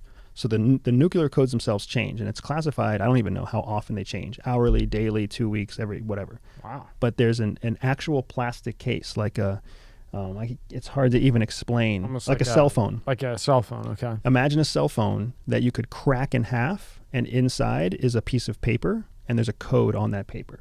So that's what lives inside the case. So the case has to be opened by the combination, and only the person holding the suitcase has the combination. Then the president himself has to pick up the thing in the middle, crack it open, and pull it out, because only the president's authorized to do that. When he sees the code, then he types the code to authenticate that what he's seeing is actually the code for the day into the football, which sends a wireless transmission out to every nuclear base in the country simultaneously. That comes across as an emergency action message, an EAM, and that EAM tells everybody who's on alert, hey, it's time to authenticate this code. Now, when the president cracks the code, it's the real launch code. But the EAMs, like I was telling you, they go off every few hours. That's how they drill us to always be ready. It's also how they prevent against any conscientious objectors. We don't know if the EAM is a real EAM or not. We just know that it goes off, we press the buttons. If it tells us to do the thing, we do the thing. If we don't do the thing, we don't do the thing. We never really know if it's real or not. So when you're down there, it could be a real strike. Mm-hmm. But they make it so that you can't sit there and objectively be like, I'm not doing it. You don't have time to think about it. Right. And so that's the first redundancy. The first redundancy is they make it so that you don't really know if it's real or not real. You just know whether or not that you can, whether you take the action or don't take the action based on the authenticated code. Once the authenticated code tells you what to do, you take the action of the authenticated code. So in that case, it would be, type in a certain sequence that would activate your missiles, and the missiles would know that that's the accurate thing to do, even if you didn't know. And then, the instructions in the checklist will say, put in your keys, twist your keys, right? Turn your keys. And then the two people are separated about as far as you and I, really about as far as me and Rob. We would both insert our keys. We would look at each other. Rob, whoever was in command, would say, on my mark, 3, 2, 1, mark. We turn our keys. The LCC is 50 plus miles away from the missiles. So you would never know. You turn a key, 50 miles away, a rocket takes off. And really the way that it works, once one pair of two in any part of the base successfully execute, every missile on the base goes off. And how many are usually on the base? So each base normally has 10 groups of 10 missiles. So there's 100 missiles pointed at different targets. So when an authenticated message comes in, whoever the target is of that authenticated message, those are the missiles activated to go off. So maybe 6 of them go off. But it only takes 2. Even though there's 20 people sitting underground right now in each base, it only takes 2 people to do it at the same time to launch all of them. That's the second redundancy. First redundancy, you don't actually know when you launch or don't launch. Second redundancy, it only takes 2. It doesn't even take you, right? You and I could sit there and be like, fuck no, we're not launching missiles. Missiles are still going to go. Right. Because somebody somewhere else said, turn, right? Fuck it, darn it, yeah. And then if all things fail, like if what ends up happening is like there was a first strike and Russia blew up all the LCCs, then all of us are dead, but the missiles are still live. Now, the third redundancy is they have an airplane that can launch any missile anywhere in the United States from a signal from the airplane. So then 2 people are in the airplane and they authenticate and they turn, and then that sends a low frequency message to all the missiles out there and the missiles take off. So we have multiple redundancies to make sure the missiles launch. Can we reach China right now? We can reach anywhere in the world right now. And they can too. And right? they can too. It's just a matter of speed and the type of technology. So what I mean by the type of technology is there's different categories of nuclear warhead that have different levels of accuracy, different sizes of nuclear load. Some missiles carry 3 warheads. Some missiles carry 5. Some missiles, I think, carry 8 warheads. 8. And they can all be independently targeted. So one missile can go up in the sky, and then it's almost like you've seen the cartridge on like a 6-shooter, right? That little cartridge pops out of the missile up in altitude, and then boo, boo, boo, boo, boo. It's almost like a hollow point, right? Yeah. It just sprays wherever you tell it to go. Wherever you tell it to go. But it's targeted. And then those things come in. And what people don't realize is when a warhead comes in, there's no propellant. There's no rocket on the warhead. The warhead's just a piece of metal with a nuclear bomb in it. It's actually gravity that pulls it through the atmosphere right onto its target. Wow. And that happens so fast. If you pull up a picture of nuclear warhead testing or warheads entering the atmosphere, it looks like rays of light because they move so fast. Yeah, Google that. It looks like these streams of light coming in. Now, let's just say well, let me ask you this. Let's just say China, they shot one. Do you think we would be able to shoot it down, or that's going to hit wherever it's going to hit? I think there's a high probability that we would be able to intercept the rocket as it was ascending to the atmosphere, right? So maybe a 60% chance that we could intercept the actual, let's see. Right there, upper right-hand corner, Peacekeeper missile testing, that's what it looks like. Yep. A lot of the other ones are going up, but this is what it looks like when they come down. Wow. Yeah. So all those streaks there are independently targeted warheads. Holy shit. And what this is showing is it's showing a Peacekeeper missile. Peacekeeper missile can hold multiple rounds. In this case, it looks like it's carrying 8 warheads. One missile carrying 8 warheads just did a successful test, most likely in an island out in the South Pacific where we test all of our stuff. And what they're doing with this is they're showing that they can independently target all 8 warheads simultaneously to hit whatever that distance is, a mile and a half in between each location. So it says Peacekeeper. So didn't you say Peacekeeper? That's a place, right? The Peacekeeper is a type of missile. Oh, the type of missile. Mm-hmm. Rob, scroll down on those pictures. The one that just scroll down. I think they're beautiful, right? They really are beautiful. Yeah. Like look at that one. Mm-hmm. I mean, I know they're missiles, but shit. Yeah. Now go down right under that, Rob. The one that shit's blowing up. So you see the word MIRV, M-I-R-V, Yeah. multiple independent re-entry vehicle, MIRV. Damn. That's what we basically call the bullets in the 6-shooter as they drop. Multiple independently. Go back to that other pic, Rob. I re-entry want to ask Andrew what that is. Just go back. Go down. I don't see it now. Oh yeah, that down to the right there, right there. Now what is that? Breaking the nuclear gridlock. It's time to. There's. Yeah. So this is basically an argument, and there's lots of arguments out there. Yeah. That we say that we're decreasing nuclear forces. What we're actually doing is decreasing the number of missiles, but increasing the capacity for each missile to carry an independent reentry vehicle. So we'd take our total missiles from 200 down to 50, but the total number of atomic warheads remain the same. Only now one missile might carry 12 or 15 warheads.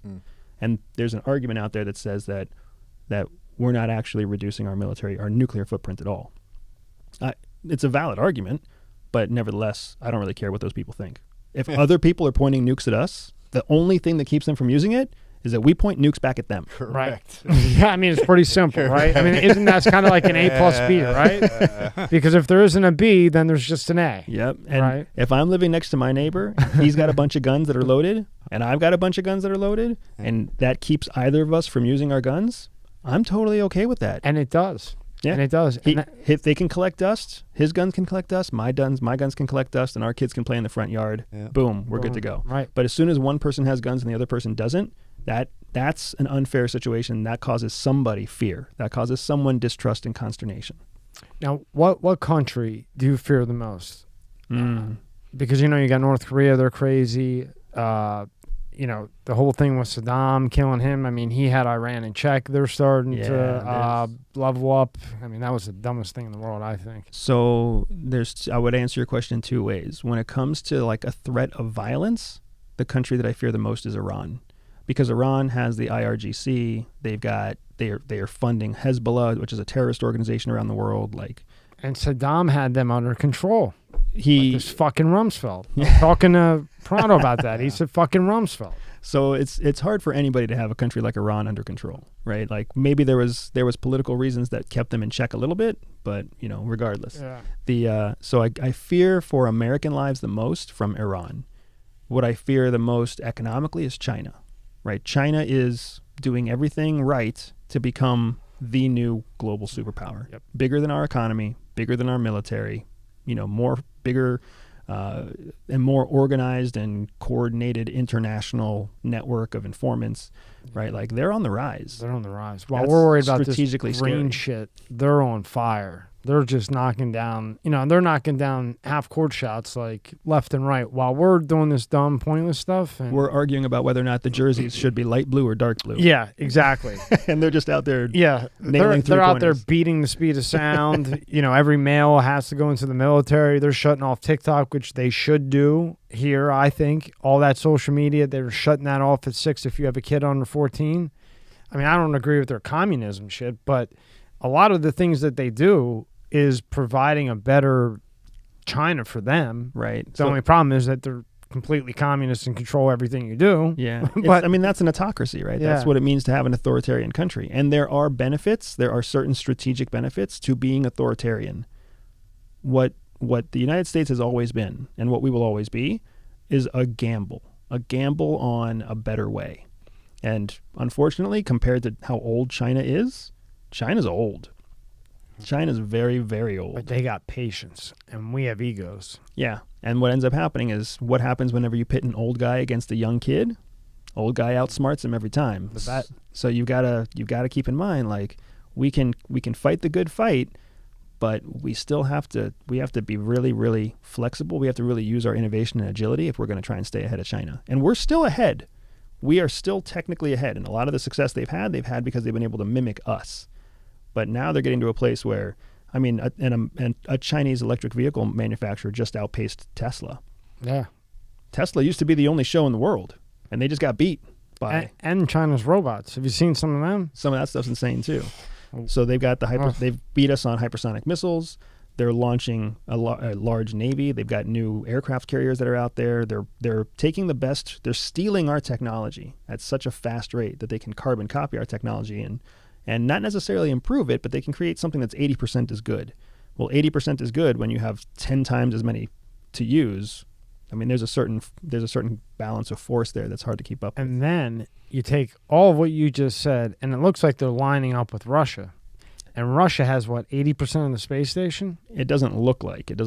Like they formally allied about 3.5 weeks before Russia. Well, I'm with the invaded CIA guy, so I don't want to overspeak and get crushed over here. So I'd rather be corrected, formally by a CIA guy. You know what I mean? But yeah, they're lining up together. And I didn't realize that Russia has control of the space station. We have 20%, man.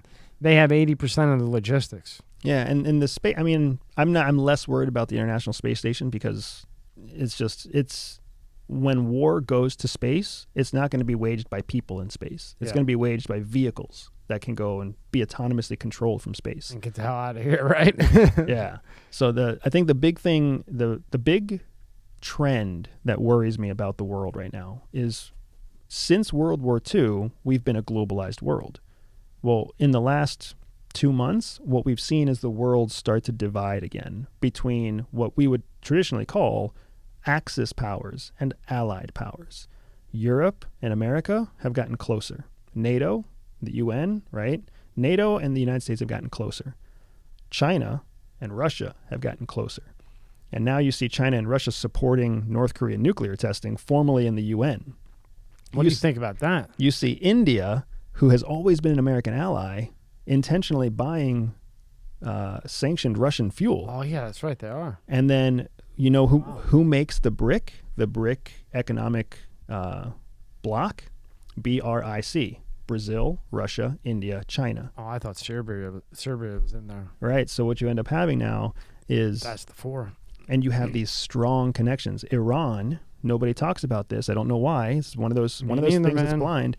Iran is absolutely raking in record profits right now because they're the only other option to sanctioned Russian goods. So Europe is buying agriculture and oil from Iran because they can't buy it from Russia, which means we're flooding money into Iran.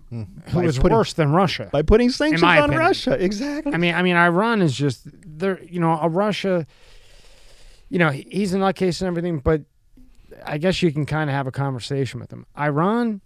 There's no talk with that, in my opinion. From what I've read, and I don't read the news. I read things like you read or that you write and shit like that. From my reading and the literature I've read, Iran's just coming. Yeah, you've got ideological motivations that are completely different, right? Putin is nationalistic, right? But Iran is focused on their Ayatollah. It's all based in their faith, and that's like Yeah. So like the way I look at it as like a citizen. So I look at Putin as a total nutcase and doesn't care about life at all. But he also wants to have a modern economy. You know, he wants to, you know, have the nice hotels, have the booming rodeo drives, whatever. Iran does not care about rodeo drive or a booming economy or a big, you know, castle. right. You know, they take that money and they want to be, correct me if I'm wrong, they want to be leaders with those nukes and a powerhouse. Yeah. So And we're just, by sanctioning Russia, what you're saying, we're just Paving feeding the way. them with gazillions of dollars that they're going to only put into basically destroying us. which is why the Iran nuclear deals just failed again, I know. right? Like they just Crazy. the Biden promise and a Biden promise coming out of the Trump administration was, hey, we're going to get the Iran deal back on track. Iran's looking at this thing now and they're like, Psh, you guys, They're doing you need cartwheels. us. Yeah. We've got so much money coming in because you guys shut the door on Russia. We don't have to play by your games anymore. And oh, by the way, your sanctions don't really work. They never worked on us. Yeah. The ruble's stronger than Yeah. it's ever been. And you're not going to threaten us with any more sanctions, right? Yeah. And oh, by the way, we're in bed with China and Russia, who are whooping the U.S.'s ass right now. So we're feeling pretty good about where we are on the field. 7 ways to Sunday. And you know who I think's behind Bitcoin? I would hedge a 99.9% bet. Putin. I think Putin runs Bitcoin, and that's why these sanctions. He doesn't give a fuck. He's got tons of money. Those oligarchs didn't kill him. I mean, I thought they would kill him when they started taking those $50 million boats, $100 million boats. If I'm an oligarch, hey buddy, you're in Russia where you're controlled. You want some TV and internet? Here's $5,000. Go pop him. And I'm sure he's being extremely careful, but That's a very American point of view, right? Yeah. So think of it this way. If you're an oligarch and you don't get upset about missing a $50 million boat, how much money must you actually make? a shit ton. So they're like, take my boat, buddy. Like, Now I got a reason to buy a new one, and the wife can't yell. yeah. And you know what I mean? Like, That was outdated. people are completely missing, like, the Russian mindset is not like the That's American why I asked you mindset. that. Yeah. Yeah, the Russian mindset is it's angry and it's vicious and it's deep and it's like it's committed. Do you think he's? Do you think I don't think he he's ends crazy. up flat? Do you think he ends up flattening on them? No, I think that I think that Putin is someone that the West wants to paint as an idiot and as an overarching, a cruel, stupid, strategically flawed individual. No way. I think they're trying to paint him that way so that they can run essentially an information campaign against the Russian people who read English news sources.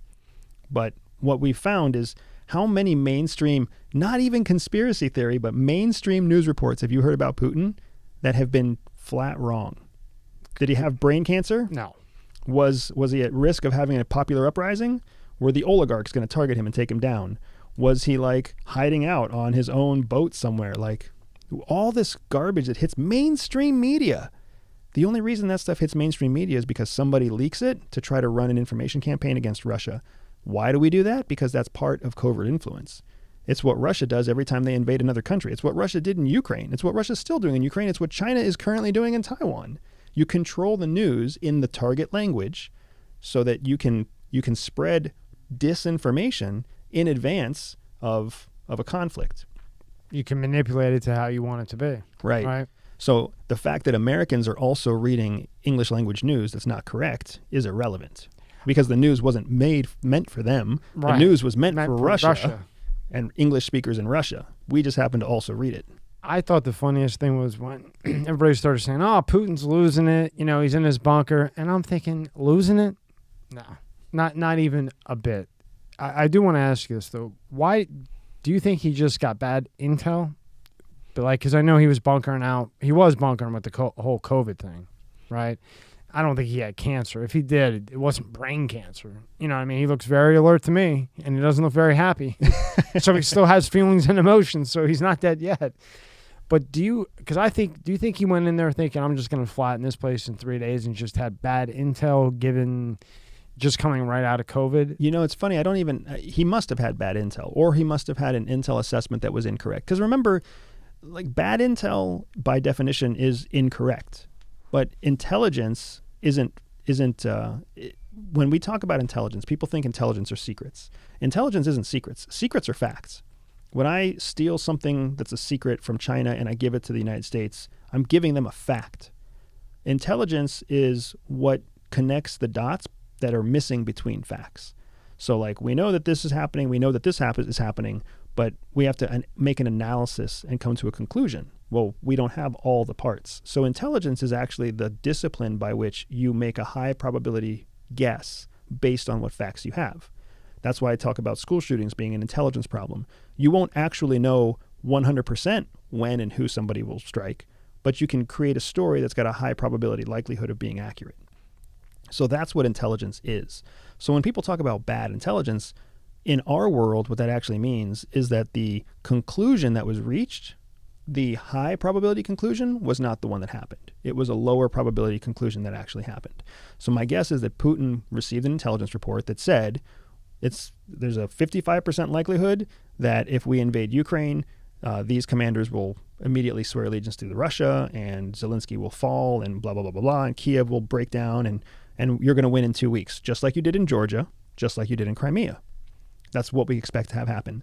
But there's a 15% chance that there's going to be, a resistance force that gets funded by NATO within the first 3 weeks, and it turns into a long, protracted conflict. So he had to look at that and say, well, odds are we're going to win, so let's do it. And then the low probability outcome was the one that actually took place. Oh, wow. And the reason it's important is because you saw him change his strategy 3 times in 6 weeks. In order to change an entire military strategy that quickly, you have to have it on the shelf already ready. So here's strategy 1. If it works, awesome. If it fails, here's strategy 2. If it works, awesome. If it fails, here's strategy 3. Strategy 3 has been winning ever since they executed it. Yeah. So from week 8 till today. Yeah, when they pulled out and they went in because they're going through the bridge. Yep. And now, that bridge is everything. Now they're closing down access to the Black Sea.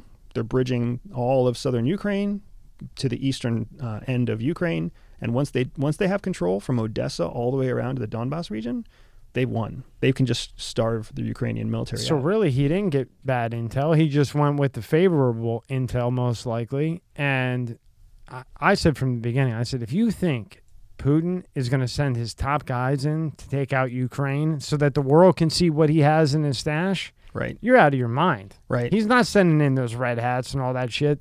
He's sending in, actually, he got military from other countries to go in there. You know what I mean? So, when they're like, oh, the Russian military's weak, this and that, I'm just thinking in the back of my mind, just from guys like you that I talk to and know, there's no way he's going to show his cards for Ukraine, even if it does take 6 months, right? Right. And it's because it's consistent with what he has seen work in the past. This episode is sponsored by Aurora. Do you know what the fastest growing crime in America is? For years, this crime rate has been surging and affecting millions of Americans. I'm talking about identity theft, and there's a new victim every 14 seconds. Yet despite this, those who have had their identity stolen are often shocked when it happens. That's why I'm excited to partner with Aurora, who is sponsoring this video.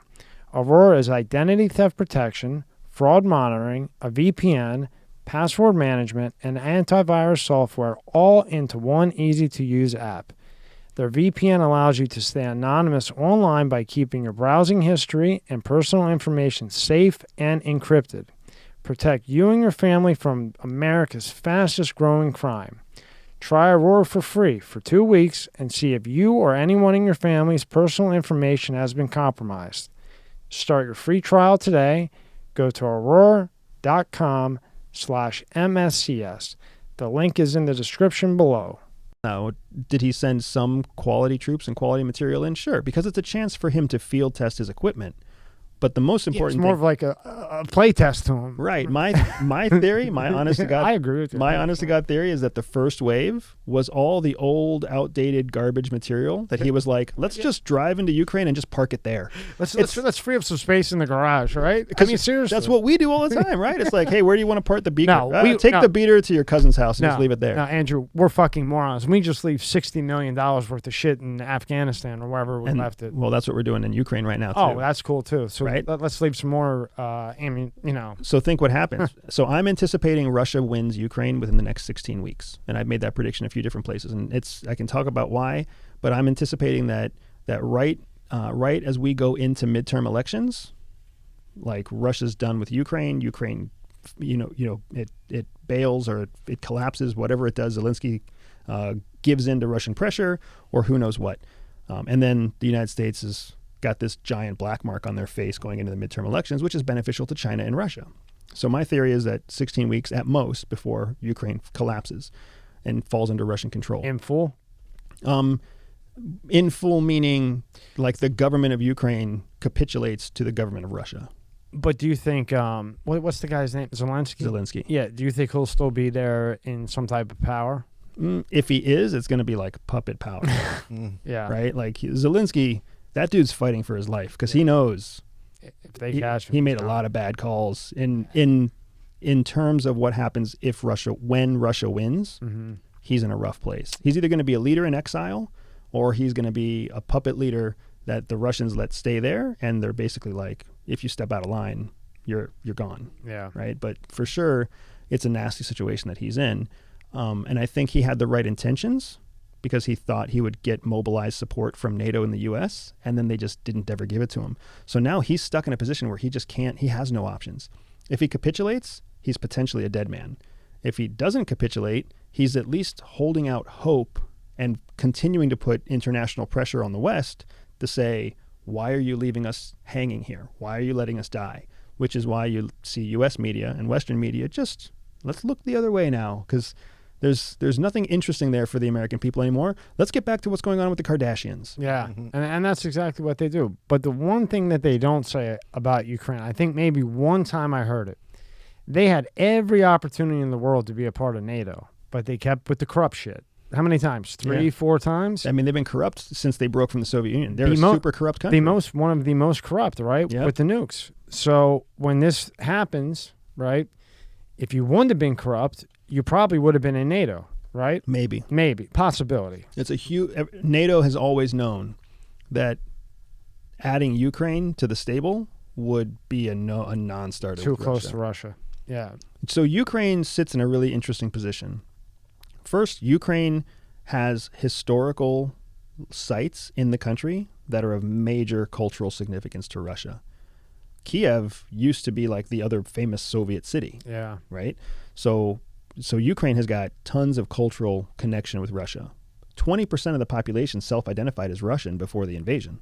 That's 1 out of every 5 people basically said, I'm Russian, I just happen to live here in Ukraine. Right? So that's also significant. Another big thing is all that Russian natural gas and oil, like 60% of it goes through pipes that are in eastern Ukraine. So for Russia to lose Ukraine into either a sovereign state or a NATO country, they would basically be losing the main tunnels. Their bread and butter, right? Of their own. They wouldn't have the ability to control their own oil disbursement. They're not going to let that happen. Plus, tons of natural resources in eastern Ukraine: gold, coal, natural minerals, and all of the breadbasket of Ukraine. They need that to feed Russian citizens because Russia doesn't have much of an agricultural foundation because they don't have the right soil. So Ukraine has been off the list for a long, long time. It's always been like, if you've got any friends that have like the perfect, beautiful cheerleader daughter, you're like, son, you can go after anybody you want, but not her. Yeah. Like, don't touch that girl. Yeah. Because if my buddy even smells that you're thinking about going after his daughter, there's going to be hell to pay. So Yeah. just hands off. And that's kind of been what Ukraine's been for Russia for a long time, which is why they became so corrupt and why they were the favorite bastard child of Russia.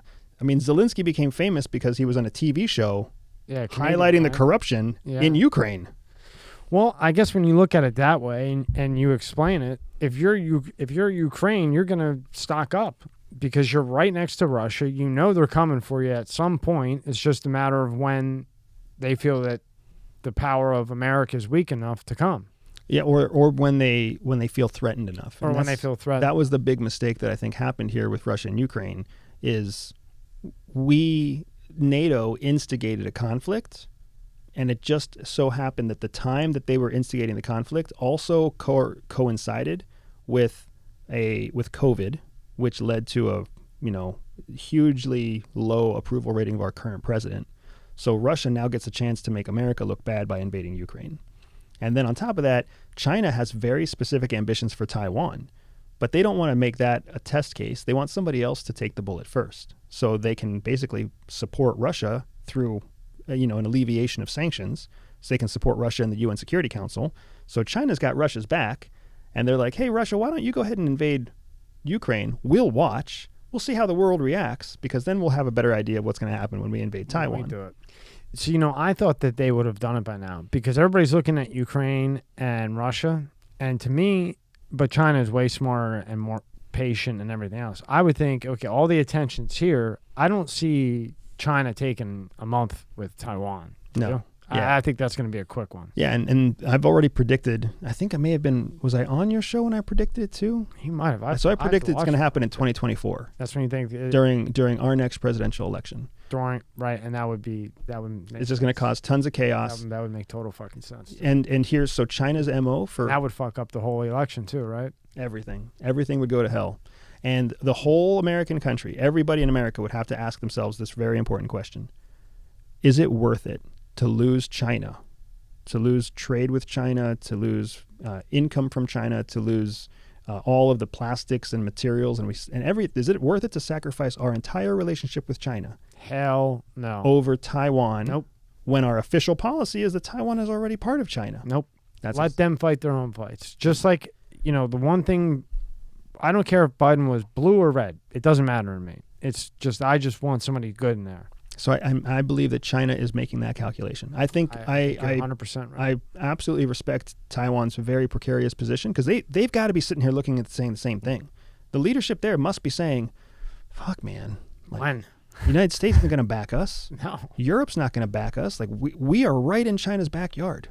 And like I said, I was about to say, I'm happy that Biden didn't, go in the fly zone and all that. He did that. He did. In my opinion, he did the right thing. That's their problem. They've been fighting that war forever. The Soviet Union, Putin's been trying to do this for, what has he been in there, 50 years? He's been president since, what, Twice. 90? Yeah, he was 32? two, I think, And 8-year terms. Yeah, and then he had like 2 years off. He, I don't know, when he got laid and came back. I don't know. I guess you could go brag. Dyed his hair. Got some Botox. Botox became available, whatever it may be.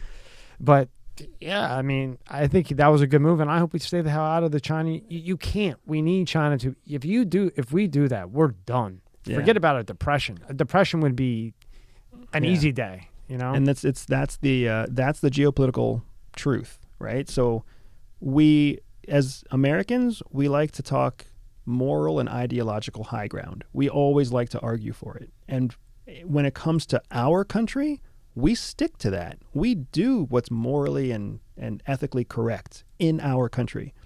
But we've always been very particular about what we do outside of our country. And I think the big mistake that we made was getting involved at all in Ukraine.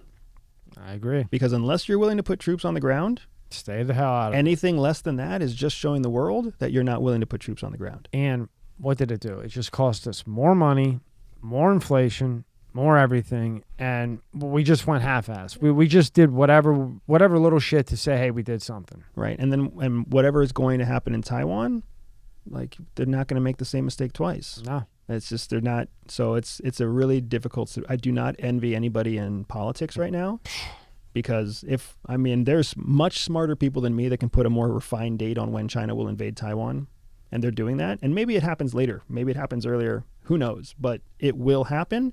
I can justify why I think it happens in 2024, but regardless, we all know it's coming. So professional politicians have to come up with a plan for how are we going to handle it when it happens. Real quick, do you think that in our lifetime it's inevitable that there will be a World War III per se, or a nuclear war, basically? Like a nuclear, yeah. So I would actually say that I am very comfortable saying that it's almost assured that we will not.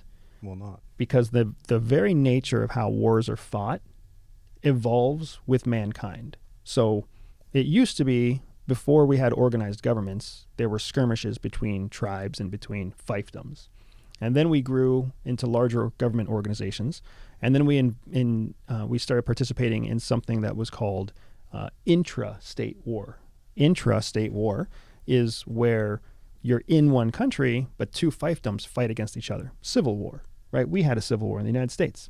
Almost every country out there has a civil war. Russia had a civil war. There's a civil war happening in Syria right now. So you go from skirmishes and over land and fiefdoms to more organized governments that fight for control of the country. And then what we had from like the 1950s on was called interstate war, where you have entire states, entire countries that organize professional armies, and then they fight each other. But what we found from World War II and Vietnam and Korea, et cetera, and everybody else in the world found out, is that interstate war is extremely expensive. It comes with very little economic benefit. It destroys lives, entire generations of lives, because a certain age bracket is who fights, right? And then whether you win or lose, you lose sovereignty also. So interstate war is a thing of the past. Most of the conflict happening right now, including Ukraine, is actually an example of something known as proxy war. Proxy war is the current preferred method of war. And on proxy war, you take a small poor country and you basically fund the small poor country to fight in ways that benefit your policy. So the United States is funding Ukraine because now Ukrainians die. But the reason they're fighting advances American policy and it advances American interests. So you almost use that other country as an ally. You use like what you can get out of them because you're bigger than them. Correct. And then you gain from them to make yourself stronger. Correct. So look at Yemen right now too, right? Yemen is a proxy war between Saudi Arabia and Iran. Iran funds the Houthis and Saudi Arabia funds the local forces, the domestic forces. So all the money from these two strong countries goes into Iran. Yeah, it goes into Yemen. Yemen, I'm sorry. Yeah, and they fight in Yemen. Syria is a proxy war. Russia and Iran fund one side to get the Assad regime to stay. The United States and the West fund the other side. That's fucking dangerous. That's a dangerous bomb. It's like a bomb being built, like an atomic bomb just slowly being built on all angles. So that's the future. Shit. That's the future of warfare, is proxy warfare. It's a chance to pour tons of money and tons of weapons into these unstable countries so that you can advance your own policies without costing your own lives. And then if you win, that country ends up indebted to you. If Ukraine wins, highly unlikely, very low probability, but if Ukraine wins, guess what? Poland, right? They're like hundreds of millions of dollars in debt to the United States. Did you know that after World War II, the same Lend-Lease Act that we put in place for Ukraine about 6 months ago, that same Lend-Lease Act is what we used to equip the UK What the fuck? during World War II. And how'd that work out? So the UK won, but they were indebted to the United States, and they didn't pay off that debt until 2020. Yeah. So if Ukraine wins, they're going to be paying us back. We're not giving them free weapons. We're not giving them free training. We're not giving them free anything. We've got a giant ledger, and we're hoping that they win, and we can just rape materials from Russia through Ukraine using the now legal like sanctions act of us taking Russian materials, right? So it's an economic move because if it works, it's going to counteract inflation. That's a hell of a hedge bet. Yeah. I wouldn't take that hedge bet. I don't know. I know some people in Philadelphia that are probably betting on it right now, but not me. But that's how proxy war works. So somebody's going to win, somebody's going to lose. Nobody lose lives. Nobody's has their own troops dying. Russia has their troops dying in Ukraine, but like you said, probably not their top echelon troops, right? It's the folks that they can just send in there to just keep the pressure on for long enough. It's a war of attrition. You don't send your star players to a war of attrition. Kind of like the guys back in the day. I saw this thing. I think it was the Army. It was back in the 50s. When you come back in November, I'll show you. I was going to show you today, but they threw them in a ditch. This is when the atomic bomb was developed. It's like 56. They have video of it. They colored it. And they threw them in a ditch, and these guys are down there. We don't know about radiation and all that crazy stuff. So these guys are in the ditch, and they're like peeking up, and the bomb goes off, the atomic bomb, and then the idea was that they have to run at it. So the bomb goes off, and then they're in the ditch. Once it goes off, they're all like, this is when they're testing it, right? Yeah, they're testing it. They're like, guess we got to run toward it. And they weren't aware of all the radiation and everything else. It's crazy. When you come back, I'll show you. Yeah, I mean, I've seen footage of like the poor bastards on ships when they're testing the nuclear weapons in the ocean, and they're like, okay, guys, stand up on the deck and look in the direction of the explosion, and then Like they get knocked down, their eyes get fried, they get blown off the boat. Some of it's just insane. Because nobody knows what to expect. Because it was an experimental weapon. Yeah. And, you know, you have the everydayspy.com, and I think now is the time for this because, as you said when we started, you know, nobody's doing anything, but you can because you can teach people how to be aware and then make that call. Can you pull up his website? Yeah, I appreciate it. Yeah. All right, so this is everydayspy.com. It will be in the description if you want to take us through this just a little bit. Yeah, so the one thing I want everyone to do here is every time you land on this page, what I want you to do is click on that Learn Your Secret Power. Click on that, Rob. Because what this is it's the first ever personality test built by former CIA officers that's designed to tell you what kind of spy you would be. Oh, shit. So in 12 questions, I designed it with my wife. My wife and I are both ex-CIA. Click one, Rob. We basically designed this quiz to tell you what is your spy superpower. Now, the other thing that we also teach through this is that your spy superpower, the antithesis of your spy superpower is your ultimate spy weakness. So this test will tell you both. That is so cool. Like a stranger burst in your front door. What's the first thing you do? All right. Rob, what would you do? Mine is I wasn't surprised because my home security system alerted me before the door opened. That's me. I pulled my concealed weapon, aim it at the intruder, and mentally prepare for a second assailant. That's what I would do. Okay. I don't know if that's that one. I probably shouldn't be saying that, but I have him with me. Yeah. But yeah, so you guys get it. So basically, I'm kidding, by the way. You're going to go through 12 questions like this, and then that's going to run through my algorithm, and it's going to tell you exactly what kind of spy you'd be at CIA. That's fucking cool. Yeah, it's super cool. We built this because the number one question I get from people is, hey, I'm interested in being at CIA. This is a little bit about me. What would I be? And I was like, you know what?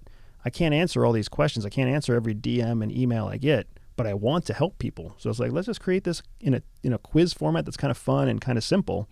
And then let's tell people the answer to that question. That is so awesome. Yeah. So you can get there either on the homepage or you can go to everydayspy.com/quiz. But that's the number one thing I want everyone to do. If you're still listening to this podcast, if you're still enjoying this interview, go find out what kind of spy you'd be. And then when you know, then reach out to me and tell me. In the very beginning, you'll see this above your head. So it will actually be in the first minute. Awesome. This question is funny, though. Come on. It says your doctor just told you that your cholesterol is high. You are gaining weight and you need to change your diet. What do you tell him?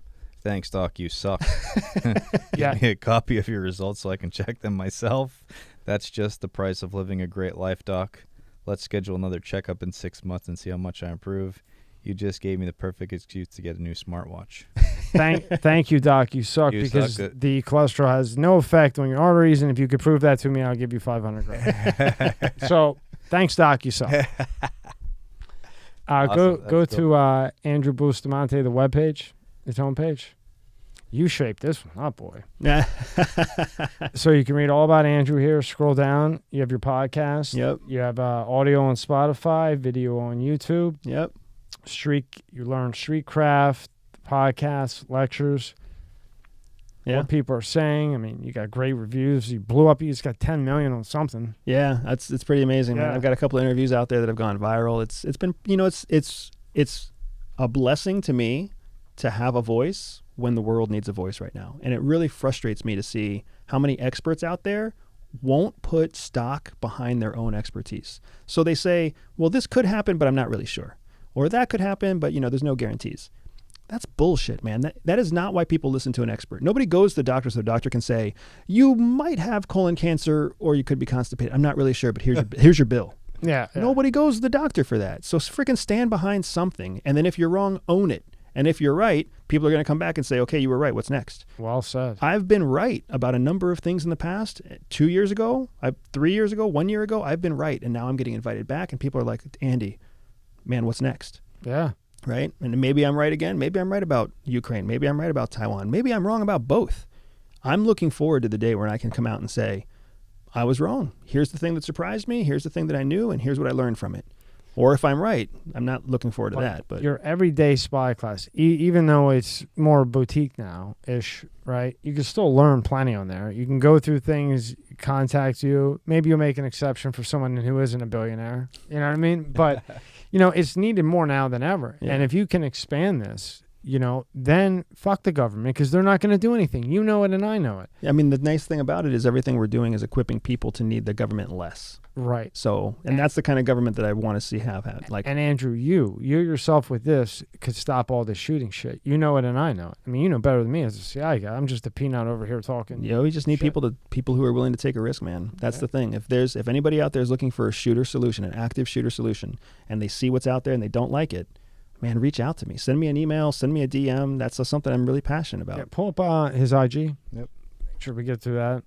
You check your messages on there? Absolutely. So the thing that gets me, man, there was so the Uvalde shootings. My son is 9 years old. So when I saw those 9-year-old children die, that was hard. That was really, really hard for me. I mean, I've seen other school shootings and they were sad, but this one, it just struck me too close to home. All those parents woke up with a kid, and you have a kid, man. They argued and they fought and they bickered the whole way to school that day, because that's what kids do every morning. Every day. You force them to wake up. Yeah. You force them to brush their teeth. You force them to eat their breakfast. You kick their ass out of the car, and you take a deep breath, and you're like, oh, okay. And then almost no parent looks forward to picking them up either, because they're like, oh, I'm excited to see my kid, but then they have to do their homework, and I have to get them to bed. Like, all those parents wish they were bitching about going and picking those kids up, and they didn't. That was the last interaction they had with their children, man. Shame. It just was too much for me. So that was one of those things where I was like, he's got two boys in high school. What, 12? 12? High school, middle school. Yeah. High school, middle school. I got a 2-year-old. That changed me. Yeah. Because now when I see this, I even think twice about going to like a concert, because they're just blasting people. Yeah. I mean, really.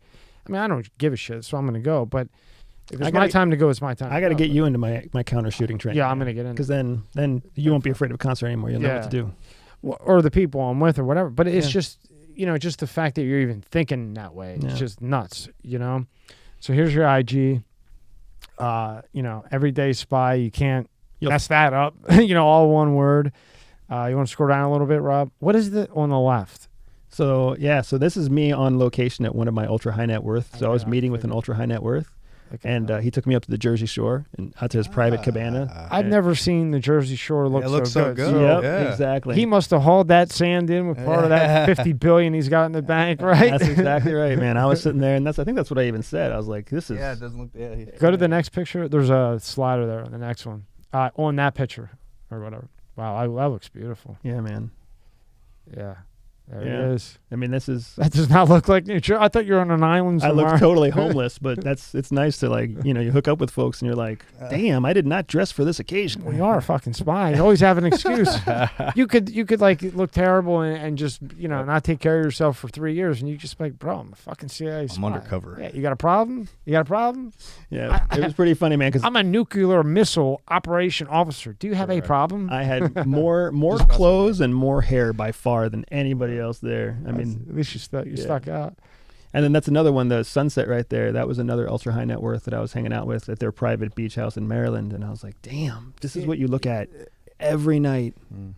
Just amazing. Imagine just sitting out there. I don't know if you smoke cigars, but even if you just sit out there with a cup of tea, that's peaceful. That's life right there, right? I mean, it's Eastern Shore, Maryland. That's some beautiful country, dude. Real quick, play the Brad Pitt one, and then we'll let him get out of here. Which one is it? Good answer says, gonna happen. Oh, yeah. It's fucking funny. I think you got to unmute it.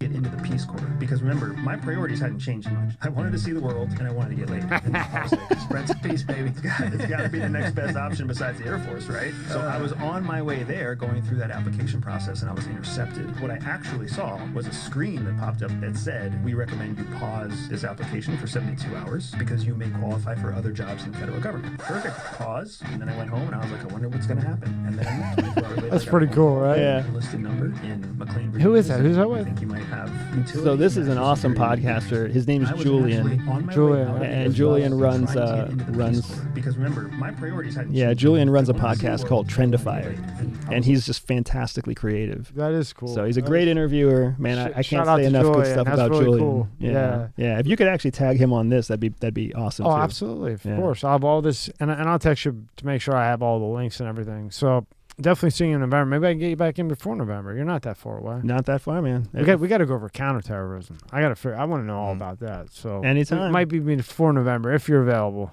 We'll make time for it, dude. I mean, I love what we've been growing side by side for the last 2 years. We so both have. Let's too. keep it going. Let's go. Thank you, Andrew. My really pleasure, appreciate brother. it, man. Thank you.